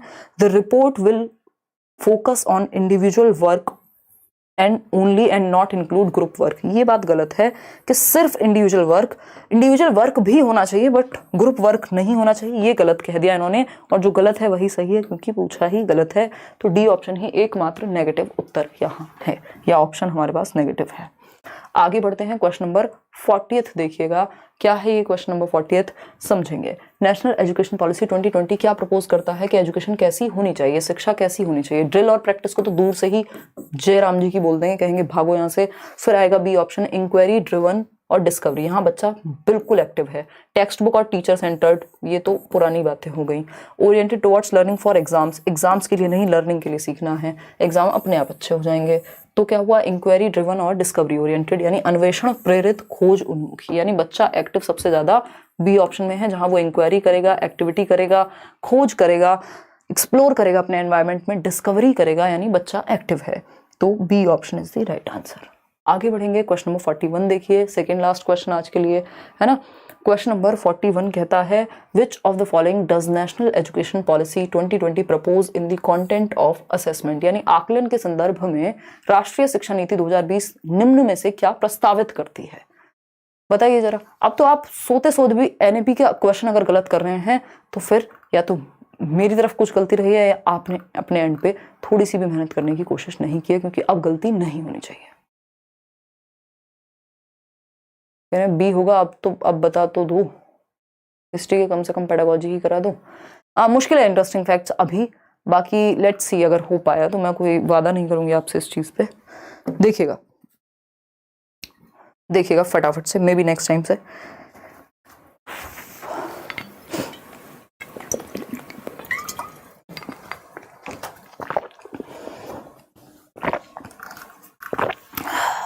बहुत ही बढ़िया। इतना आप लोग पहले से पढ़ लो, अगर कुछ लोग तो होंगे जो पहले से पढ़ रहे होंगे। मैम सिस्टम में कमी होती है, बच्चों में नहीं। एग्जैक्टली पूजा, बिल्कुल सही समझे हैं आप, है ना। सिस्टम में कमी निकालते हैं हम, बच्चे में नहीं। खुद में निकालेंगे, अपने मेथड्स में कमी निकालेंगे, बच्चे में नहीं। बच्चा ईश्वर का रूप है, ये हम कह रहे हैं पेडागोजी में। तो अगर हम बात करें कंटेंट ऑफ असेसमेंट की, यानी आकलन के संदर्भ में राष्ट्रीय शिक्षा नीति 2020 क्या प्रस्तावित करती है? आकलन। तो समेटिव से दूर भागना है, फॉर्मेटिव के पास जाना है, समझ गए ना। लर्निंग फॉर एग्जाम्स, अगेन ये तो खराब बात है। 360 degree multi dimensional report card, बिल्कुल आसान question. Paper and pencil based objective type, जी नहीं। C option is the right answer. Paper pencil तो समेटिव ही हो गया ना। क्वेश्चन नंबर 42 आज के लिए आखिरी सवाल। 43 हो चुके हैं वैसे, शुरुआत में जो ट्राई बॉल वाला क्वेश्चन था वो काउंट नहीं किया है हमने। देखिएगा, नेशनल एजुकेशन पॉलिसी 2020 क्या प्रपोज करती है, किस तरह का पेडागोजिकल शिफ्ट होना चाहिए। अगेन वही बात, बस ऑप्शंस चेंज करे हैं। ये क्वेश्चन तरह तरह से घुमा के दिया है। संदीप सिंह कह रहे हैं मैम नो नमस्ते बक्सर बिहार से। मैम सीडीपी मैथ ईवीएस सब सही जा रहा है, बट हिंदी इंग्लिश बहुत गलत हो रही है, प्लीज सजेस्ट करिए। संदीप 1-2 दिन में ही, अगले नेक्स्ट कमिंग 2 डेज के अराउंड आपको हिंदी इंग्लिश के भी नोट्स मिल जाएंगे, और हम प्रैक्टिस भी कर लेंगे इनफ, कुछ सेशंस लगा करके, तो उसमें भी हेल्प मिल जाएगी, फिर वो गलत नहीं होगा। इसमें 30% लोग बस 2 आपको फिल इन द ब्लैंक दे दे और आप डर जाते हैं, गलत कर देते हैं आंसर, लास्ट में जाते जाते ऐसी बात कर दी आपने है। देखिएगा, अगर हम बात करें, नेशनल एजुकेशन पॉलिसी 2020 प्रपोज करती है किस तरह का पेडागोजिकल शिफ्ट, यानी किस उपागम से किस उपागम के लिए शिक्षण शास्त्र में बदलाव की बात हो रही है, यानी किससे किसमें बदलाव, किस तरह का शिफ्ट। फ्रॉम कंस्ट्रक्टिविज्म से नहीं भाई, कंस्ट्रक्टिविज्म तो लाना है, इससे क्यों बदलाव बिहेवियरिज्म से होना चाहिए था कंस्ट्रक्टिविज्म में। रोट लर्निंग से कॉन्सेप्चुअल, हाँ ये बात सही है, रटने से कॉन्सेप्ट की तरफ ले जाएंगे, बच्चे को एक्टिव रखने की तरफ। फिर आता है सी ऑप्शन, इंक्वायरी बेस्ड से ड्रिल की तरफ, ये गलत हो गया ना। फ्रॉम यहां पे रख के देख लिया करो, किससे किसकी तरफ, इंक्वायरी से, खोजबीन से, ड्रिल और अभ्यास की तरफ, जिसको हम नेगेटिव कहते हैं, नहीं, ड्रिल और अभ्यास से इंक्वायरी की तरफ होता तो सही हो जाता। असेसमेंट फॉर लर्निंग से ऑफ लर्निंग की तरफ, बिल्कुल भी नहीं। ऑफ लर्निंग जो कि समेटिव का हिस्सा है, फॉर लर्निंग जो कि फॉर्मेटिव का हिस्सा है, तो ये ऑपोजिट होना चाहिए था। समेटिव से फॉर्मेटिव ले जाएंगे, फॉर लर्निंग से ऑफ लर्निंग ले जाएंगे, ना कि ऑफ लर्निंग से फॉर लर्निंग। ठीक है जी। तो अगर हम बात करें, यहां पे एक ही ऑप्शन सही है कि रोट लर्निंग से, फ्रॉम रोट लर्निंग, रटंत विद्या से किधर लेके जाएंगे, कॉन्सेप्चुअल लर्निंग, संप्रत्यों का विकास, बच्चा संदर्भ में संप्रत्यों को समझ पाए, कॉन्सेप्चुअल क्लैरिटी उसके अंदर आए, यही एक बेसिक सी बात थी, कॉन्सेप्चुअल अंडरस्टैंडिंग। ठीक है जी, आज के लिए इतना ही रखते हैं। आउट ऑफ 43 क्वेश्चंस कितने आपके ठीक हुए वो आप कमेंट करके बताएंगे, और ये सेशन एक बार रिवाइज भी कर लीजिएगा। ये पीडीएफ सही आंसर्स के साथ आपको मिल जाएगी टेलीग्राम पे। स्ट्रेटजी वाली मैंने शेयर कर दी है, कल वाली भी शेयर कर दूंगी। अगर कुछ भी आपको समझ में नहीं आया है, कोई समस्या है, तो आप कमेंट्स में बता सकते हैं। लाइक शेयर सब्सक्राइब आप कर सकते हैं। टीचिंग एग्जाम्स में आपको हेल्प मिलती रहेगी, और सीटेट में तो पूरी तरह से आपका साथ बना ही रहता है। टेलीग्राम चैनल है लेट्स लर्न स्क्वाड, 6.5 लाख से ज़्यादा लोग हम लोग जुड़े हुए हैं। किसी भी फेक चैनल, फेक वेबसाइट से कोई कोर्स मत लीजिए, फिर वो चलेगा नहीं, कुछ और होगा, आपके पैसे बर्बाद जाएंगे। क्योंकि सिर्फ या तो करियरविल पे पेड कोर्सेज हैं, या फिर लेट्स लर्न पे क्लासेस होती हैं फ्री। इसके अलावा आप कहीं से कुछ भी ले रहे हैं तो आप एक तरह से फ्रॉड का पार्ट बन रहे हैं। तो Telegram channel let's learn squad, out of 30 कितने ठीक हुए वो आप बताइएगा, और अभी सीखते रहेंगे। कल हम कोई और सब्जेक्ट कर लेंगे, और फिर एक आध दिन में आपकी मैराथन शुरू कर देंगे। 30 आउट ऑफ 30, या 30 की तो बात ही नहीं, आज डेली हम 30 करते हैं ना, तो उसी की आदत हो गई है। आउट ऑफ 43 कितने क्वेश्चंस आपके ठीक हुए वो आप इस सेशन के बाद कमेंट करके बताएंगे, और अपना फीडबैक भी बताएंगे। हम लोगों को हो गए हैं जुड़े हुए लगभग 1.5 से पौने 2 घंटा। आप लोगों ने बहुत अच्छा साथ दिया इतनी रात को भी। थोड़ा सा आज हम लेट हो गए थे, कल से अगेन 9 बजे अपना शुरू करेंगे। Take care, bye bye. 42, 40, 39, 38 बोलिए। एक बच्चे ने क्वालिटी एंड इक्विटी का डिफरेंस पूछा। अच्छा ठीक है, मेरे घर में नेटवर्क नहीं रहता है, पर मुझे आपकी क्लास करने में बहुत बड़ी आरती। आप दुनिया भर की क्लासेस इंटरनेट पे और वीडियोस इतनी सारी अवेलेबल हैं, फिर भी आप लोग नेट बचा के रख पाते हैं, और छत पे जाके देख रहे हैं कई लोग। इक्विटी और इक्वालिटी की बात हो रही है, किसी और दिन करेंगे जब हम मैराथन सेशन करेंगे। वैसे मैं थोड़ा सा बता देती हूँ। इक्वालिटी है कि आप बराबर की अपॉर्चुनिटीज दे रहे हैं किसी भी चीज के लिए, किन्हीं भी 2 व्यक्तियों को। और इक्विटी है कि हम व्यक्ति की नीड को समझते हुए उसको ज्यादा महत्व दे रहे हैं। तो ये इक्विटी यानी समता बेस्ड है, इक्वालिटी है समानता। समता बेस्ड है, जितने भी रिजर्वेशन की हम बात करते हैं, ईडब्ल्यूएस सेक्शन को जो हम रिजर्वेशन दे रहे हैं अभी, वो क्यों दे रहे हैं? इक्विटी की बात है कि सामने वाले की ये नीड है। कुछ लोग जो वंचित रह गए हैं किसी भी वजह से, तो उनको हमें उस नीड के अकॉर्डिंग आगे ज़्यादा बढ़ावा देना है। इक्वलिटी की बात तो तब होती है ना जब मैं और आप दोनों 5-5 फीट के लोग हैं, ठीक, और हम कहें कि ठीक है चलो साथ दौड़ लगाते हैं या फिर हमारी क्षमताएं समान हैं, ठीक। लेकिन अगर किसी को दबा करके पहले से ही रखा गया है या कुछ समस्याएं रही हैं, महिलाओं के लिए रिजर्वेशन की जो बात है बिहार में, या मेट्रो ट्रेन में भी अगर हम कोच जो है आपके फर्स्ट डब्बा जो है वो फीमेल्स के लिए रिजर्व है, उसके रीजंस हैं, है ना, या हम सीट्स भी रिजर्व रखते हैं, उसके रीजंस हैं। हो सकता है कोई महिला प्रेग्नेंट हो, छेड़छाड़ की बातें ज़्यादा होती हैं, तो वहाँ पे हम इक्विटी का प्रयोग करते हैं, ठीक है। आएंगे इस पे डिटेल में चर्चा करेंगे इंक्लूसिव एजुकेशन पढ़ते समय। इक्विटी बेस्ड होती है आपकी, इक्विटी और इक्वालिटी दोनों का ध्यान रखा जाता है इंक्लूसिव में, बट इक्वालिटी से बेटर है इक्विटी कि हम सामने वाले की नीड को समझ करके उसके अकॉर्डिंग एक्शन ले पाएँ, ठीक। 42 में से आपके 37 आउट ऑफ 42, क्वेश्चन नंबर 28, 26, 13, 21 बस ये रॉन्ग हुए हैं। Super class, thank you so much Vicky Jayant. कल मिलते हैं भाई, बहुत बढ़िया। अगर आपने 35 प्लस भी स्कोर कर लिया है तो मैं कहूँगी कि अच्छा स्कोर रहा है, और कल मिलेंगे। गुड नाइट, 9 बजे।